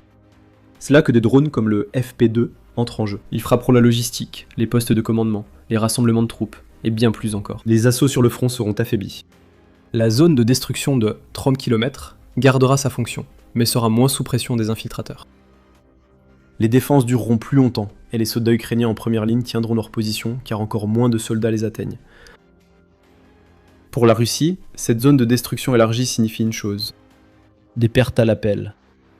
C'est la dernière chose dont la Russie a besoin à Pokrovsk, ou dans l'ensemble de la région de Donetsk en ce moment. La Russie perd bien plus de 1000 soldats chaque jour, et souvent plus de 1500. Car cette période a vu la Russie perdre 1600 soldats, tués ou blessés. L'avancée à Donetsk se passe également mal. Même avant la création de la zone de destruction de 100 km à Pokrovsk, les forces russes doivent sacrifier plus de 400 soldats pour chaque kilomètre carré qu'elles gagnent à Donetsk, selon le commandant en chef sortant des forces armées ukrainiennes. Alexander Syrski, selon RBC Ukraine, le 14 juillet. La nouvelle zone de destruction à Pokrovsk empirera ces chiffres pour la Russie. Mais il y a un sujet évident que nous n'avons pas encore abordé. La Russie n'a-t-elle pas déjà pris Pokrovsk ? Si c'est le cas, comment l'Ukraine pourrait-elle créer une zone de destruction dans la région ? Nous répondrons bientôt à ces questions et expliquerons la zone de destruction de 100 km. Avant tout rappel, vous regardez l'émission militaire. Si vous trouvez nos analyses utiles, n'oubliez pas de vous abonner et d'activer les notifications pour voir nos vidéos dès leur publication. Alors, Pokrovsk. La Russie prétend avoir pris la ville, et le mot-clé ici c'est « prétend ». En décembre, la Russie a annoncé avoir franchi les défenses ukrainiennes à Pokrovsk et revendiqué officiellement la ville.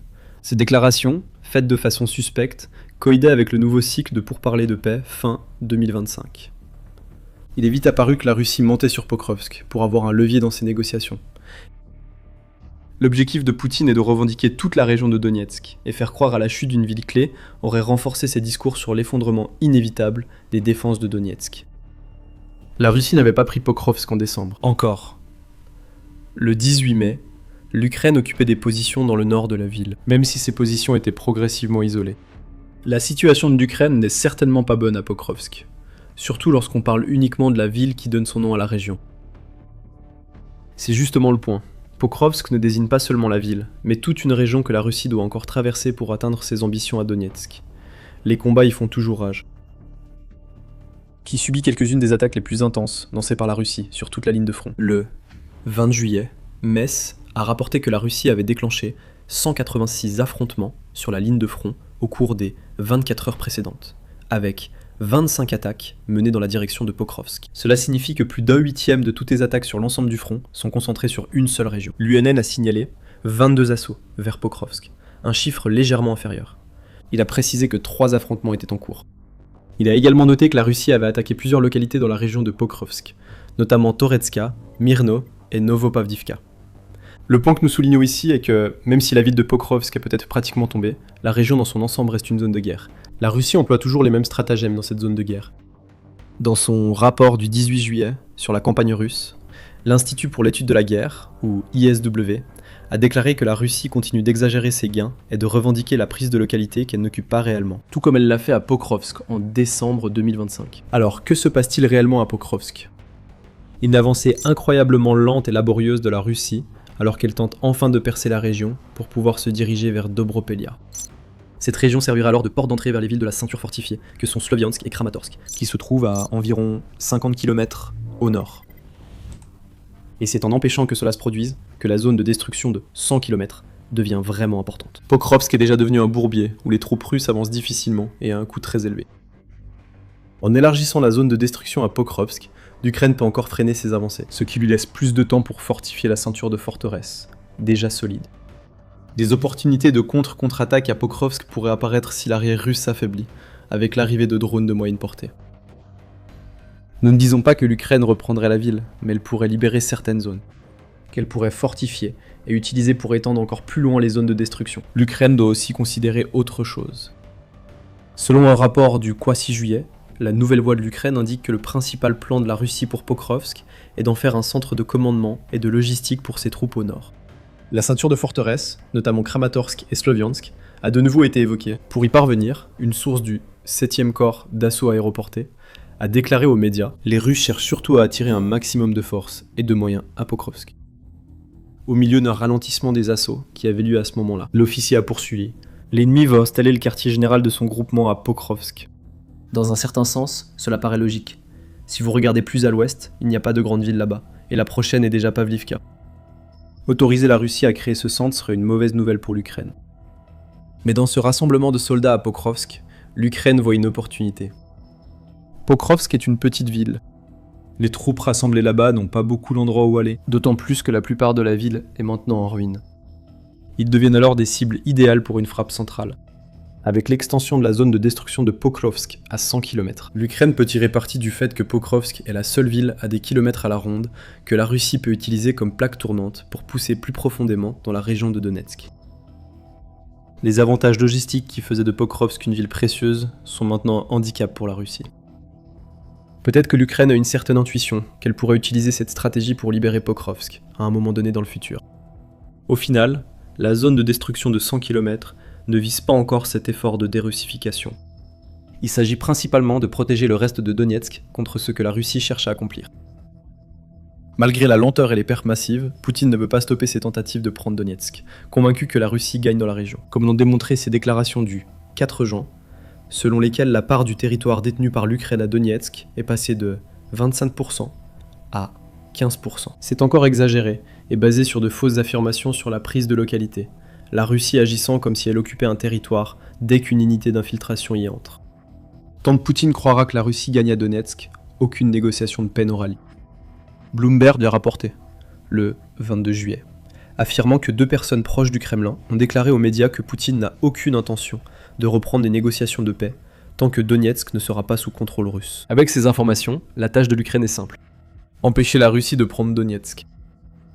La meilleure façon d'y parvenir est de créer des zones de destruction si vastes que le coût de la prise de Donetsk devienne trop lourd à supporter pour la Russie. La zone de destruction de 100 km à Pokrovsk sert précisément à cela. L'Ukraine ne cherche pas à libérer du territoire pour l'instant. Elle veut d'abord user la Russie, lui faire payer chaque kilomètre d'avancée par le sang de ses soldats et le carburant de ses machines. Nous voyons peut-être déjà l'impact de cette nouvelle zone de destruction. Dans les secteurs de Sloviansk, de Dobropelia et Konstantinivka de la région de Donetsk, la Russie n'a réussi à avancer que de 17,33 km² durant la semaine précédant le 20 juillet, alors qu'elle avait progressé de 26,7 km² la semaine précédente. L'Ukraine souhaite constater un ralentissement dans les régions que le centre logistique de Pokrovsk est censé soutenir.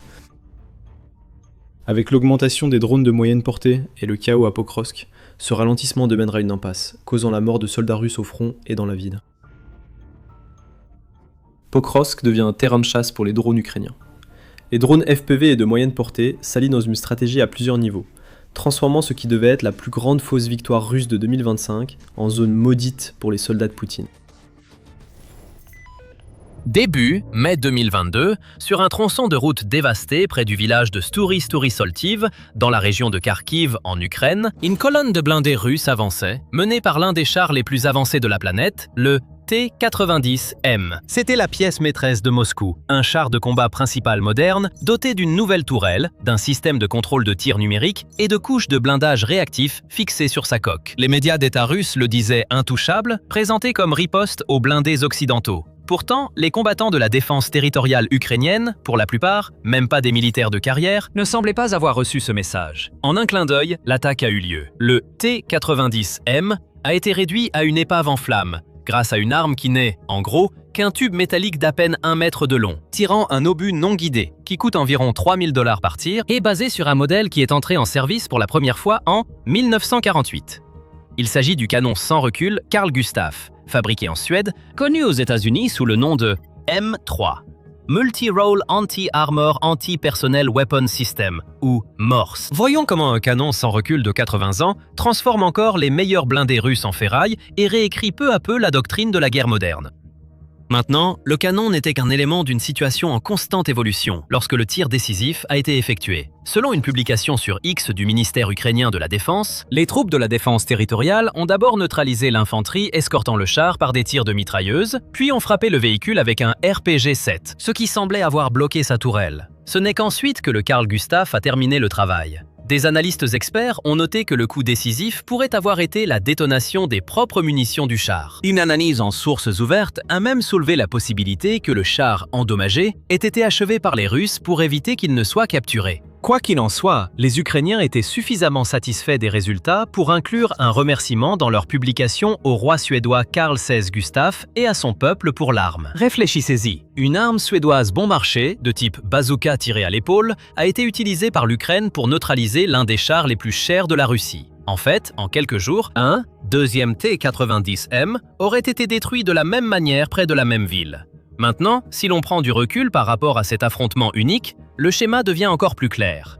Au cours de la guerre, des sites de suivi en source ouverte comme le projet Oryx ont documenté visuellement plus de 150 pertes de T-90M d'ici juillet 2026, ainsi que des milliers de chars russes plus anciens.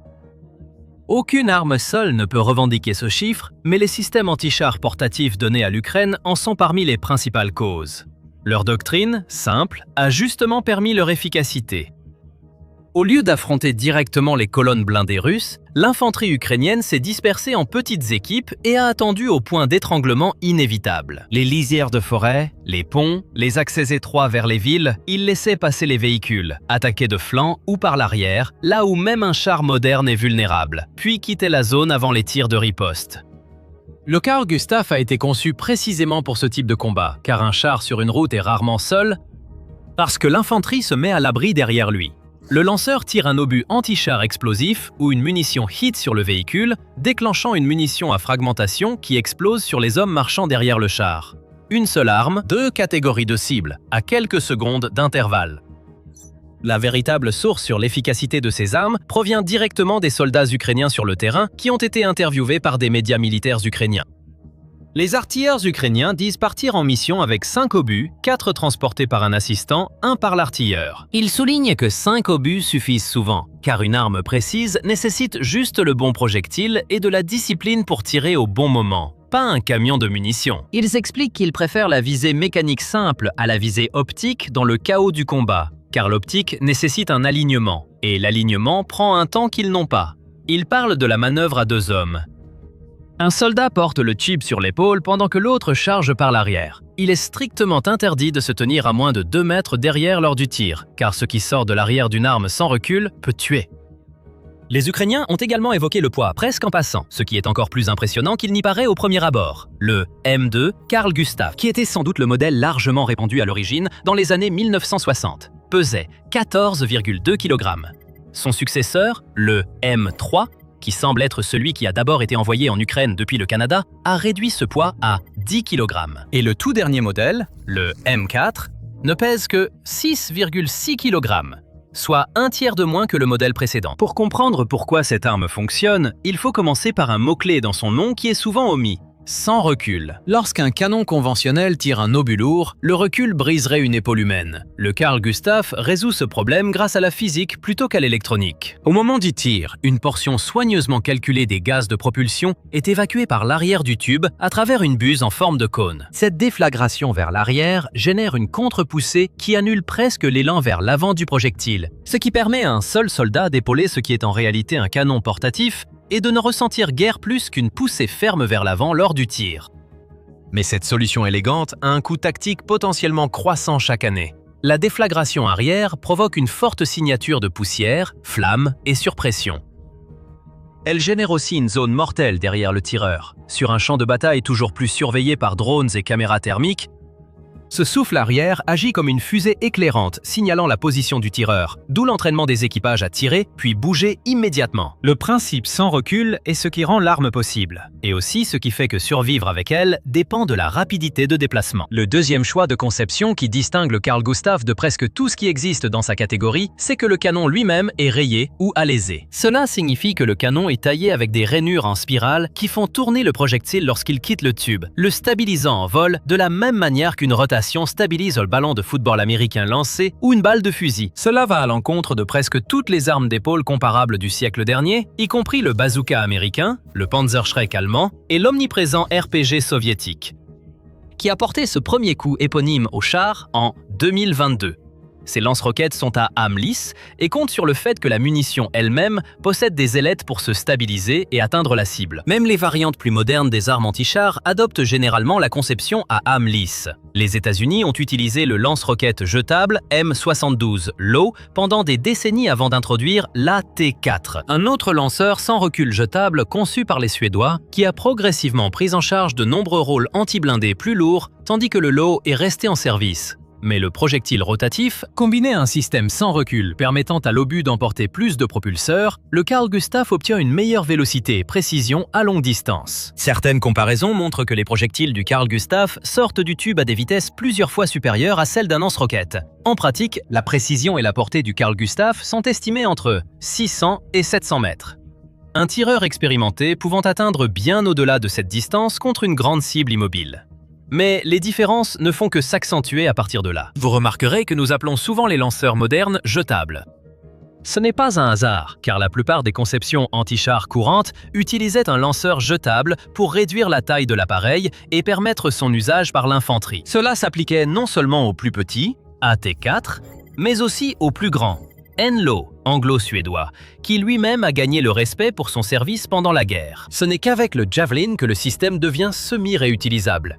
Le Javelin est un missile à usage unique installé dans son tube de lancement à l'usine et tout l'ensemble est fixé sur l'unité de lancement et de commande, ou CLU, qui est en fait l'appareil que l'opérateur humain utilise réellement. Le CLU contient le système optique et le module de guidage qui verrouille la cible. Puis le Javelin prend le relais pour le ciblage réel et permet au tireur de se replier pour un véritable tir. Et oublie, le Carl Gustaf offre une flexibilité similaire sur le champ de bataille, mais de façon très différente. Plutôt que de s'appuyer sur des missiles guidés, il combine un lanceur réutilisable avec une grande variété de munitions spécialisées. Cela explique le prix d'environ 20 000 $ de l'arme, selon le contrat, et pourquoi cela a été si important. C'est le coût du lanceur lui-même, mais le prix des munitions varie de seulement 500 $ à un peu moins de 3 000 $. Cela dépend des spécifications des munitions. En comparaison, l'unité de commande du Javelin coûte bien plus de 100 000 $, et le coût d'un seul missile Javelin, avec son tube de lancement, se situe entre 160 000 et 170 000 $. Cela rend essentiellement le coût d'un Javelin excessif, même si vous devez utiliser plusieurs Carl Gustaf pour détruire un seul char. Ce qui nous amène à la véritable raison pour laquelle le Carl Gustaf a survécu à toutes les armes censées le remplacer. L'incroyable gamme de munitions que le canon sans recul de 84 mm peut tirer, et c'est ici que les détails comptent vraiment. Contre les blindés, le cheval de bataille est la munition, HIT 551, et sa variante améliorée 551C. Un obus anti-char à assistance par fusée qui est efficace jusqu'à environ 700 mètres, soit la même portée nominale que celle du fusil. Plus important encore, cette munition peut percer environ 40 cm d'acier. Et contre un char moderne équipé de blindage réactif, le tireur peut passer à la munition à ogive tandem, HIT 751, dans laquelle une petite charge précurseur fait exploser d'abord le blindage réactif. Cela permet à la charge creuse principale de pénétrer la coque en dessous, augmentant la capacité de la munition à plus de 50 cm de blindage, même derrière le blindage réactif. Et pour les exigences du combat urbain en espace restreint, il existe même une munition pour tir en espace confiné. La HIT 655 utilise une contremasse à base d'eau salée plutôt que du gaz pour réduire le souffle arrière, permettant de tirer l'arme à l'intérieur d'une pièce. Une capacité que les armes sans recul ordinaire ne peuvent tout simplement pas offrir sans tuer l'équipage. Cela permet en gros de créer un tireur d'élite anti-char depuis un point d'observation à l'intérieur ou sur un bâtiment ordinaire. Maintenant, au-delà du blindage, la famille de munitions équivaut à une compagnie de soutien d'infanterie réunie dans un seul tube. Le HEDP 502 est un obus à double usage qui peut percer les blindages légers, la brique et les bunkers, avec une fusée que le tireur peut régler pour exploser à l'impact ou un instant plus tard afin de détonner à l'intérieur d'un mur. L'ASM 509 est une munition conçue pour détruire des structures comme des bâtiments et des fortifications, tandis que le MT 756 utilise une charge tandem pour percer une position fortifiée et éliminer ce qui se trouve à l'intérieur. L'ADM 401 contient plus d'1 millier de fléchettes pour la défense à courte portée contre l'infanterie à découvert. La famille d'obus explosifs HE 441 projette des fragments à 1 km de distance et peut être programmé pour exploser en l'air au-dessus des troupes dans une tranchée. La dernière évolution étant le 441E, ou l'obus 448, qui a été annoncé en 2022. Il doit être livré dans le monde entier à des utilisateurs comme les forces armées américaines et les voisins de la Suède, membres de l'OTAN. Il y a aussi des obus fumigènes pour dissimuler un déplacement et des obus éclairants pour illuminer la nuit. Au bout de cette feuille de route de développement se trouve la munition polyvalente guidée, un projectile guidé par laser développé conjointement par Saab et Raytheon. Celui-ci promet de frapper des cibles mobiles jusqu'à environ 2,5 km, faisant évoluer cette arme analogique vers une véritable précision. Et même le prix est plus raisonnable. On s'attend à ce qu'il se situe autour de 80 000 $, soit environ la moitié du prix du Javelin, tout en atteignant des capacités de pénétration similaires et en offrant un guidage de précision grâce à la désignation laser. Donc, un Javelin détruit des chars et parfois des positions fortifiées. Le Carl Gustaf est ce qui se rapproche le plus d'une solution universelle pour l'infanterie. Pour découvrir d'autres développements d'armes suédois, américains ou d'autres grandes puissances, abonnez-vous à l'émission militaire. Nous présentons diverses armes et leur utilisation dans des combats réels en Ukraine et ailleurs. Revenons au Carl Gustaf. Il est important de souligner que, même si l'efficacité de cette arme réside dans sa polyvalence et sa réutilisabilité, elle souffre tout de même de quelques limitations. Les anciens obus HEAT peinaient à percer le blindage frontal composite épais et réactif des chars de combat modernes. C'est précisément pour cette raison que les frappes réussies en Ukraine proviennent si souvent des flancs, de l'arrière et du dessus, et que les obus tandem existent tout simplement. La capacité à utiliser divers types de munitions, à les combiner avec des capacités proches du tir et oubli et des rechargements rapides et une grande simplicité d'emploi, a permis au fusil de rester pertinent durant 8 décennies d'évolution du blindage. Et c'est précisément pour cette raison que le Carl Gustaf reste l'un des seuls fusils sans recul portable encore existants. Il s'agit de la première tentative de la Suède de créer une arme sans recul tirée à l'épaule, un fusil anti-char de 20 mm. Du début des années 1940 fut une leçon à retenir. C'était une conception qui pouvait à peine érafler le blindage des chars de la fin de la guerre et qui n'a été produite qu'en très petit nombre. La leçon fut qu'il était possible de fabriquer un fusil anti-char sans recul, mais concevoir des munitions capables de détruire la cible restait bien plus difficile. Un petit projectile solide ne suffisait plus à détruire un char de face, et il fallait de plus en plus une ogive à charge creuse de plus grande taille.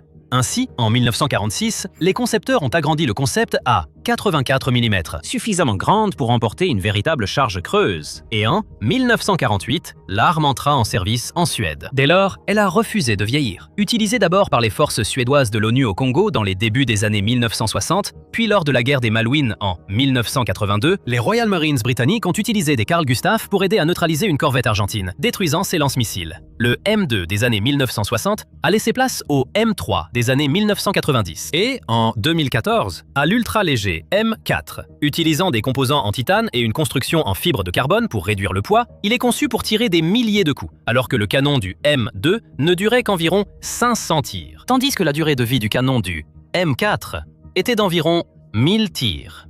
La preuve la plus évidente de l'intégration de cette arme dans les combats modernes est la longue liste de ses utilisateurs. Ce qui était d'abord une arme nationale suédoise est désormais utilisé sous diverses formes dans plus de 40 pays.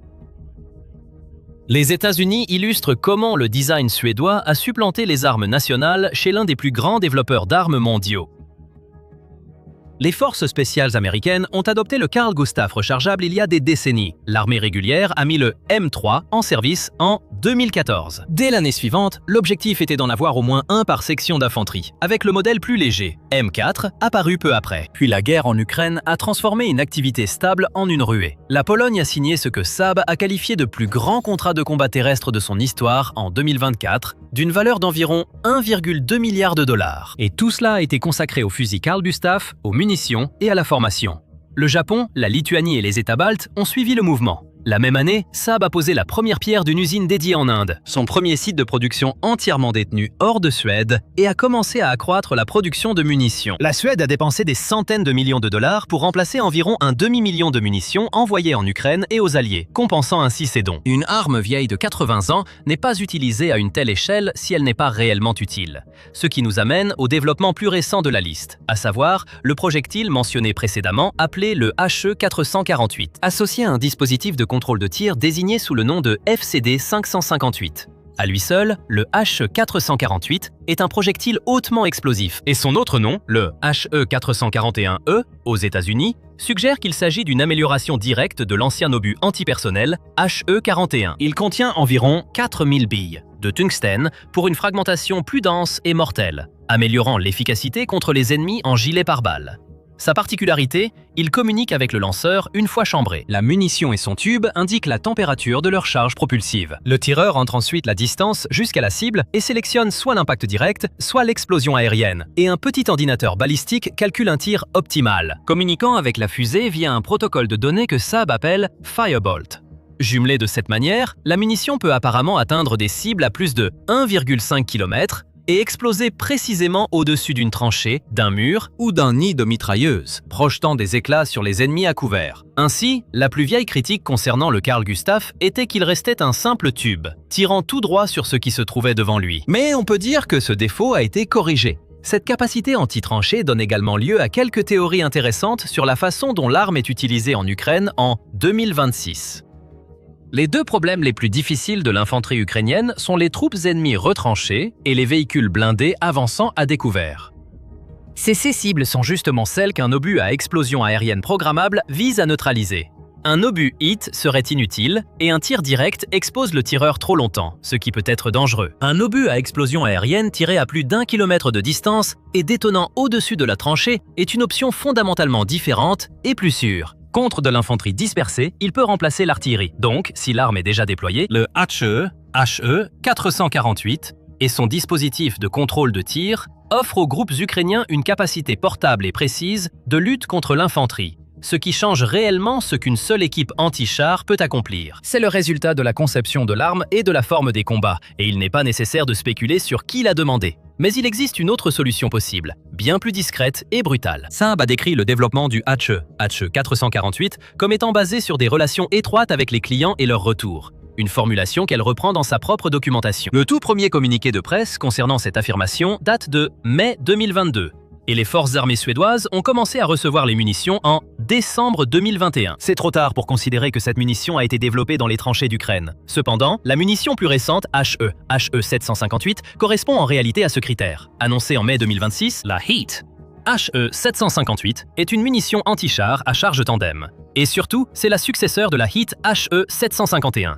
Qui a en fait été crédité pour les destructions de T-90M russes par le Carl Gustaf. Ici, la boucle de rétroaction ne relève plus du marketing, mais devient traçable. Les équipages ukrainiens avaient déjà prouvé l'efficacité des IT-751 contre les T-90 russes, équipés des blindages réactifs Contact 5 et Relict. Exactement la protection que Moscou installe sur ses meilleurs chars. Saab a pris ses résultats et a cherché un obus capable de vaincre non seulement un seul type de blindage russe, mais tous. Mais au lieu d'itérer manuellement, les ingénieurs de Saab ont appliqué l'apprentissage automatique à 50 000 conceptions pour trouver une configuration capable de percer tous les blindages réactifs russes connus. Ils ont ainsi conçu un précurseur non déclencheur, une charge qui retire le blindage réactif sans le déclencher, ouvrant ainsi la voie à une charge principale capable de percer jusqu'à 70 cm de blindage. Pour rappel, la conception initiale pouvait percer 50 cm. Et selon la couverture médiatique du lancement, Saab a reconnu que les performances antérieures du Carl Gustaf en Ukraine ont activement influencé le développement du nouveau projectile. Voilà donc la boucle de développement utilisée par la Suède. Un tireur ukrainien tire un obus de Carl Gustaf sur un char russe. Le blindage réactif de ce char, ainsi que celui des chars qui survivent, devient une donnée. Ces données deviennent des simulations en Suède. Et si l'on prend un peu de recul, le Carl Gustaf n'est qu'une petite partie d'un changement plus vaste. La Suède est devenue l'un des fournisseurs d'armes dont le monde occidental ne peut plus se passer. Aujourd'hui, elle exporte le chasseur Gripen, le Henlo, les armes anti-chars AT-4, le Carl-Gustaf et, à partir de 2026, même les systèmes de surveillance aérienne. Le dernier développement a eu lieu en juillet 2026, lorsque l'OTAN a annoncé lors d'un sommet à Ankara qu'elle ouvrirait des négociations pour remplacer ses avions radars AWACS, datant de la guerre froide, les yeux vieillissants de l'Alliance dans le ciel. Le système retenu a été le Global Eye de Saab, un avion de surveillance construit sur la base d'un jet d'affaires choisi au détriment du I-7 Wedgetail de Boeing. Dans le cadre d'un accord pouvant atteindre 4,5 milliards de dollars pour jusqu'à 10 appareils, soutenus par 11 États membres, la direction de l'OTAN a choisi les avions suédois, conçus pour contrer les menaces actuelles comme les essaims de drones et les missiles de croisière. Cette décision s'inscrit dans une Europe de plus en plus déterminée à construire sa propre base industrielle plutôt que de dépendre d'un gouvernement américain jugé aujourd'hui imprévisible et de sa politique étrangère. Ce qui nous ramène au début, où nous avons évoqué que Carl Gustaf n'était pas le seul responsable de cette destruction décisive du T-90M. De plus en plus, ce sont de petits drones de reconnaissance qui repèrent les cibles, planant au-dessus d'une lisière de forêt pour repérer une position retranchée ou un véhicule qu'une équipe au sol ne pourrait jamais voir depuis une position à couvert. Les équipes de drones guident ensuite l'équipage anti-char pour qu'il engage la cible avec un seul tir bien placé. Dans cette répartition, l'association exploite les forces de chacun. Le drone, peu coûteux et sacrifiable pour la reconnaissance, tandis que le lanceur apporte la puissance de feu à un coût plus élevé. Un obus à explosion aérienne programmable, comme l'AT-HE448, rend la combinaison encore plus mortelle, car un drone peut confirmer précisément où l'ennemi se cache, et le tireur peut régler l'obus pour qu'il explose directement au-dessus d'eux. Le temps n'est pas de votre côté. C'est l'avertissement choquant que les États-Unis viennent d'adresser à la Russie, alors que les plans diaboliques de l'Ukraine pour détruire les occupants russes deviennent plus clairs à mesure que nous avançons en 2026. C'est ce que Poutine redoutait d'entendre. Il pensait avoir les États-Unis dans sa poche, les avoir manipulés pour qu'ils poussent vers une version de la paix qui profite davantage à Moscou qu'à Kiev. Mais cette illusion vient d'être brisée. Alors que la Russie est avertie de partir maintenant, avant que l'Ukraine ne rende une situation déjà mauvaise encore pire. L'Ukraine pourrait presque commencer à avoir pitié de la Russie et du mental vacillant de Vladimir Poutine. Mais elle n'éprouvera jamais assez de pitié pour arrêter la stratégie qui paralyse la Russie. Alors que le représentant permanent adjoint des États-Unis auprès de l'ONU, Dan Negrea, se tenait devant le Conseil de sécurité des Nations Unies le 22 juin. Il a dit des mots qui ont profondément choqué Poutine.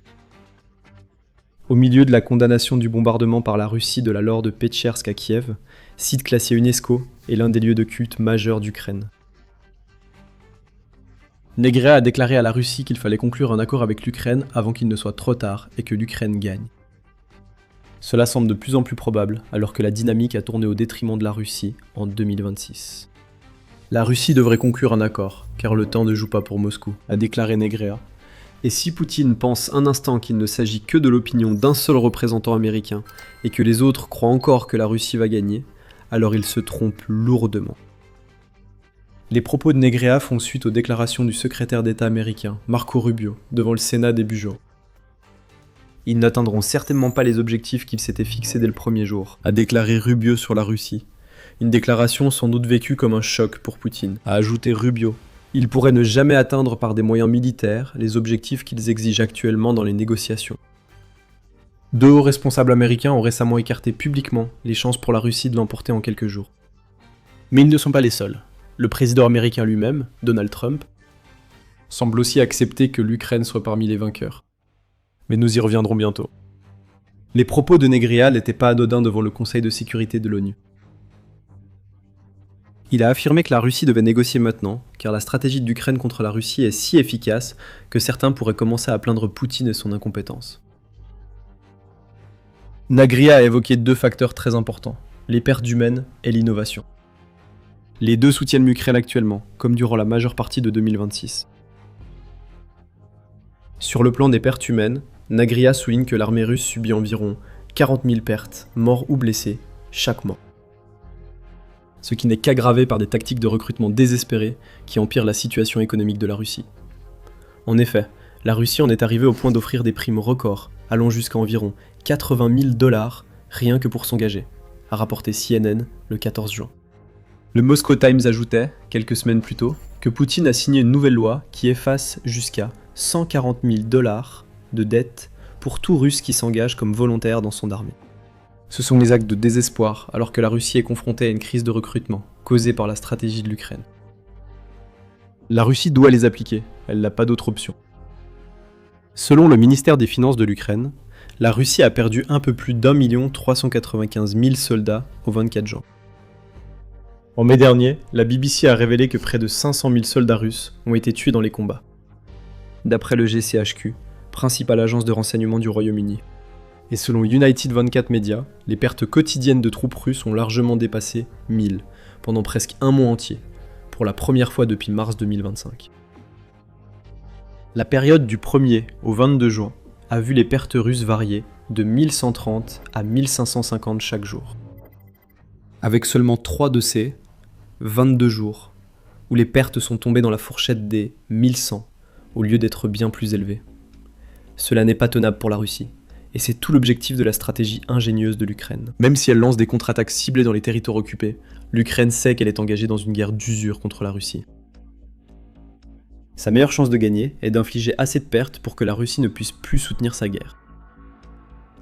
Le ministre de la Défense ukrainien, Mikhailo Fedorov, l'a déjà clairement indiqué, et il a même donné le chiffre magique que la Russie ne veut jamais atteindre, 50 000 pertes par mois. Cela, affirme Fedorov, suffira à rendre l'invasion russe intenable, forçant ainsi Poutine à la table des négociations. À supposer qu'il y ait toujours une table des négociations pour lui, les États-Unis disent que le temps presse. Bien sûr, avoir cet objectif et l'atteindre sont deux choses très différentes. C'est là que la stratégie brillante de l'Ukraine entre vraiment en jeu. Negra souligne que les innovations sur toute la ligne de front, et au-delà, mènent l'Ukraine vers la victoire, et que la Russie est incapable de suivre ce que fait l'Ukraine pour rendre ses drones plus meurtriers que jamais. Negra n'est pas le seul à admirer l'industrie de défense ukrainienne.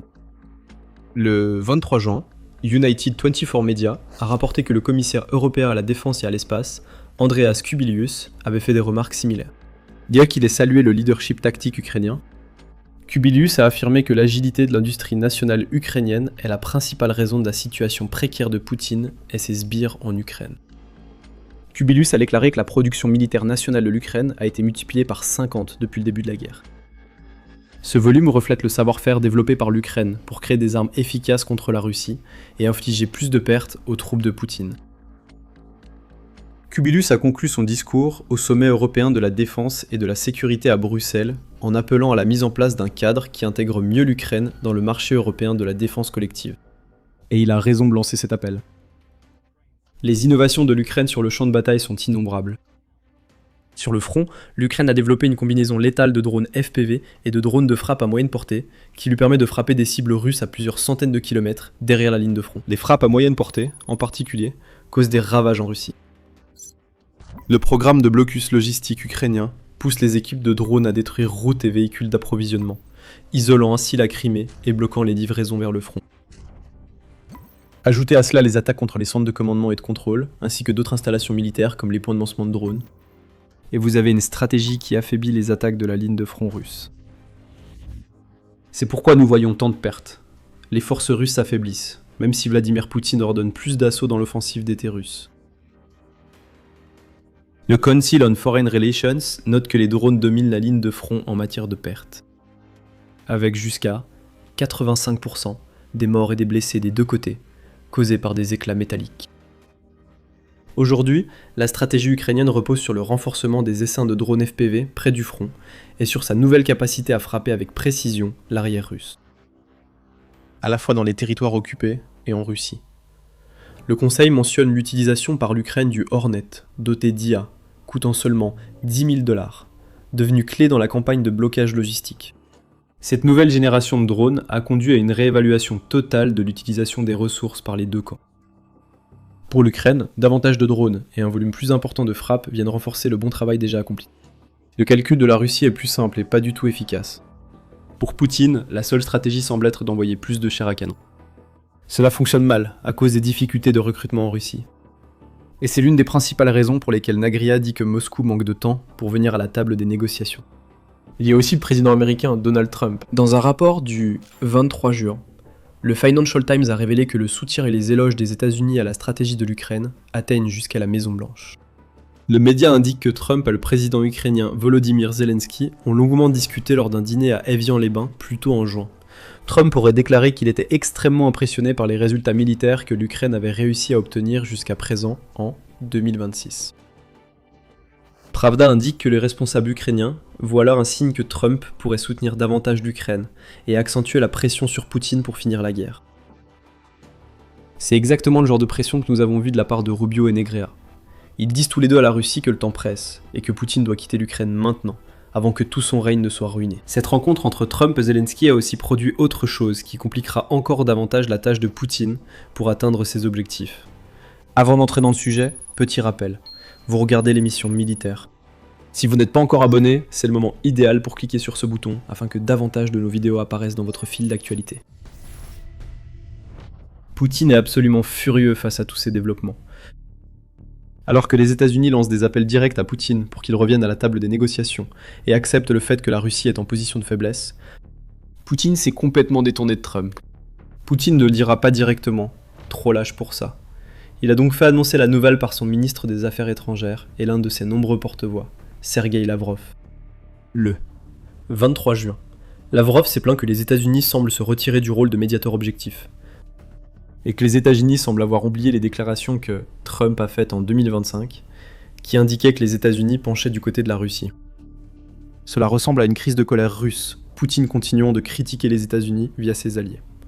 Selon les médias américains, 3 responsables russes se sont plaints les 3 jours précédant le 23 juin du non-respect des engagements américains. Lavrov était l'un d'entre eux.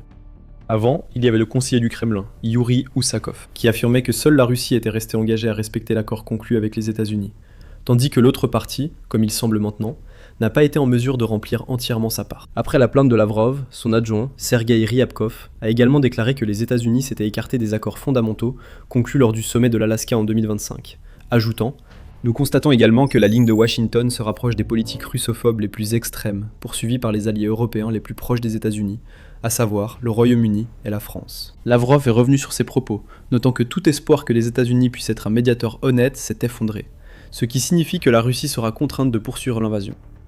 L'hypocrisie flagrante de ces propos est stupéfiante. La Russie fait ici une grosse crise au Kremlin, car Poutine sent qu'il ne peut plus manipuler les États-Unis en sa faveur. Tous les mensonges sur les progrès de la Russie et sa prétendue victoire inévitable en Ukraine ont été démasqués par la stratégie ingénieuse qui a permis à l'Ukraine de prendre l'initiative dans la guerre. Les États-Unis ont reconnu l'impact de cette stratégie, et Poutine devient de plus en plus désespéré, alors il s'est mis à faire de la projection. Le Financial Times rapporte que Poutine a prononcé un discours devant des diplômés militaires le 23 juin.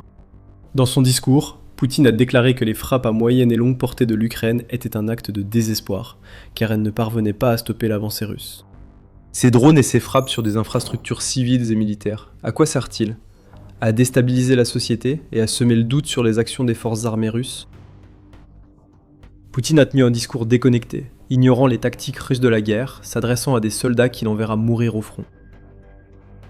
Bien sûr, tout cela n'a aucun sens. La Russie a en réalité perdu beaucoup de terrain en 2026, avec les mois d'avril et de mai, où l'Ukraine a remporté des victoires territoriales nettes sur la Russie, selon l'Institut pour l'étude de la guerre. Le problème de Poutine est que la réalité alternative qu'il tente de créer ne fonctionne plus. Les États-Unis voient clair là-dedans. L'Europe aussi, et ce qui est encore plus dommageable pour Poutine, beaucoup de gens à l'intérieur de la Russie également. Le 22 mai, la Nouvelle Voix de l'Ukraine a rapporté que des responsables russes ont commencé à se préparer à un monde après Poutine, car ils estiment que le système de gouvernement qu'il a créé, y compris son invasion de l'Ukraine, ne peut plus survivre. Des enfants sont envoyés à l'étranger, car les responsables craignent qu'ils ne fassent l'objet de poursuites pénales s'ils restent sur place. Un responsable anonyme a résumé l'état d'esprit des cadres moyens et supérieurs russes, déclarant « Ce sont des temps difficiles, c'est évident, inutile de mentir. » Pourtant, Poutine et ses proches mentent toujours.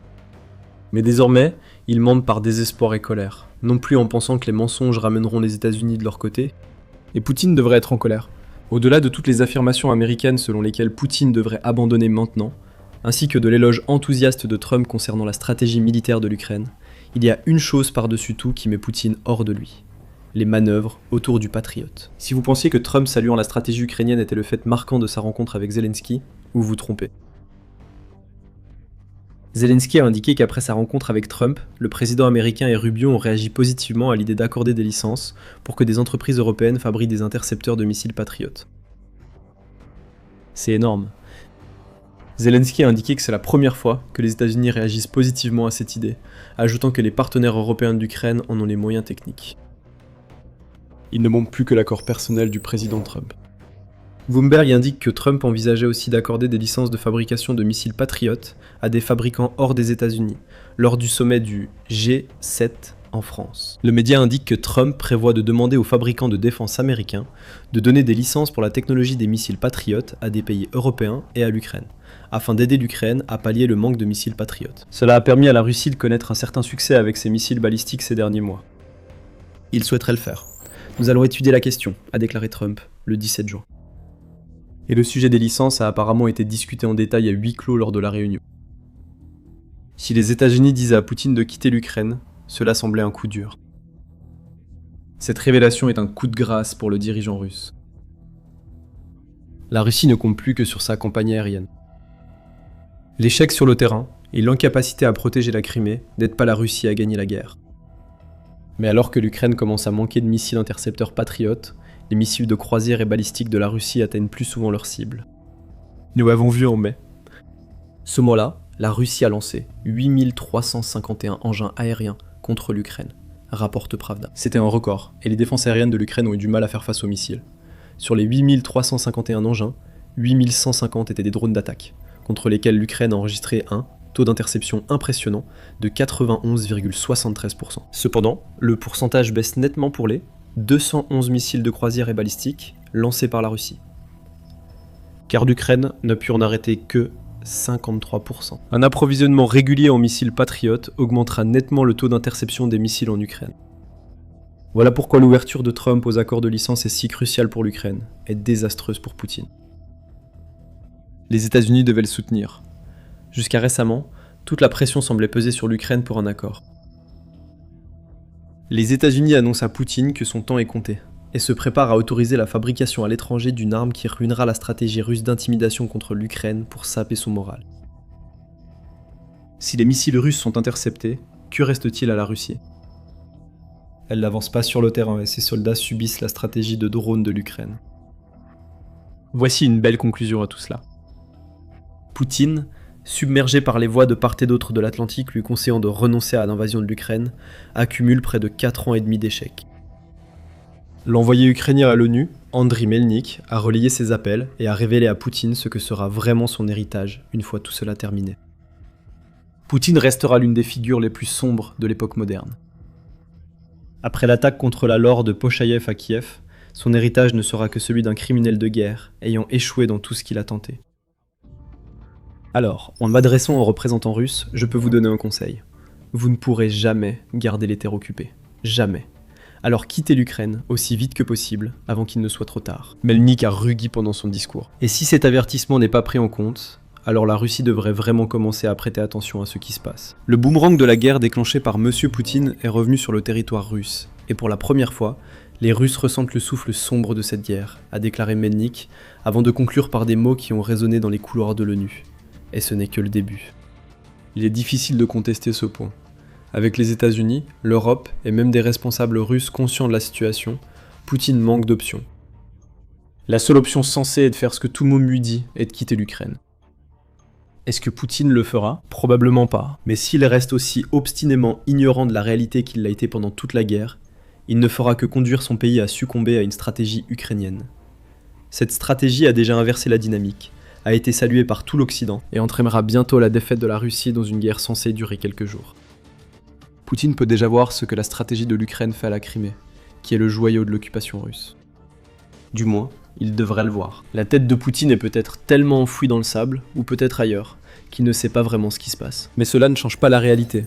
La Crimée est en train d'être perdue, et 1,5 million de Russes regrettent maintenant d'être sur la péninsule. Regardez notre vidéo pour comprendre, et abonnez-vous à Military Show si elle vous a plu. Nous publions chaque jour des vidéos analysant les derniers développements de la guerre en Ukraine et au-delà. Merci de nous avoir suivis.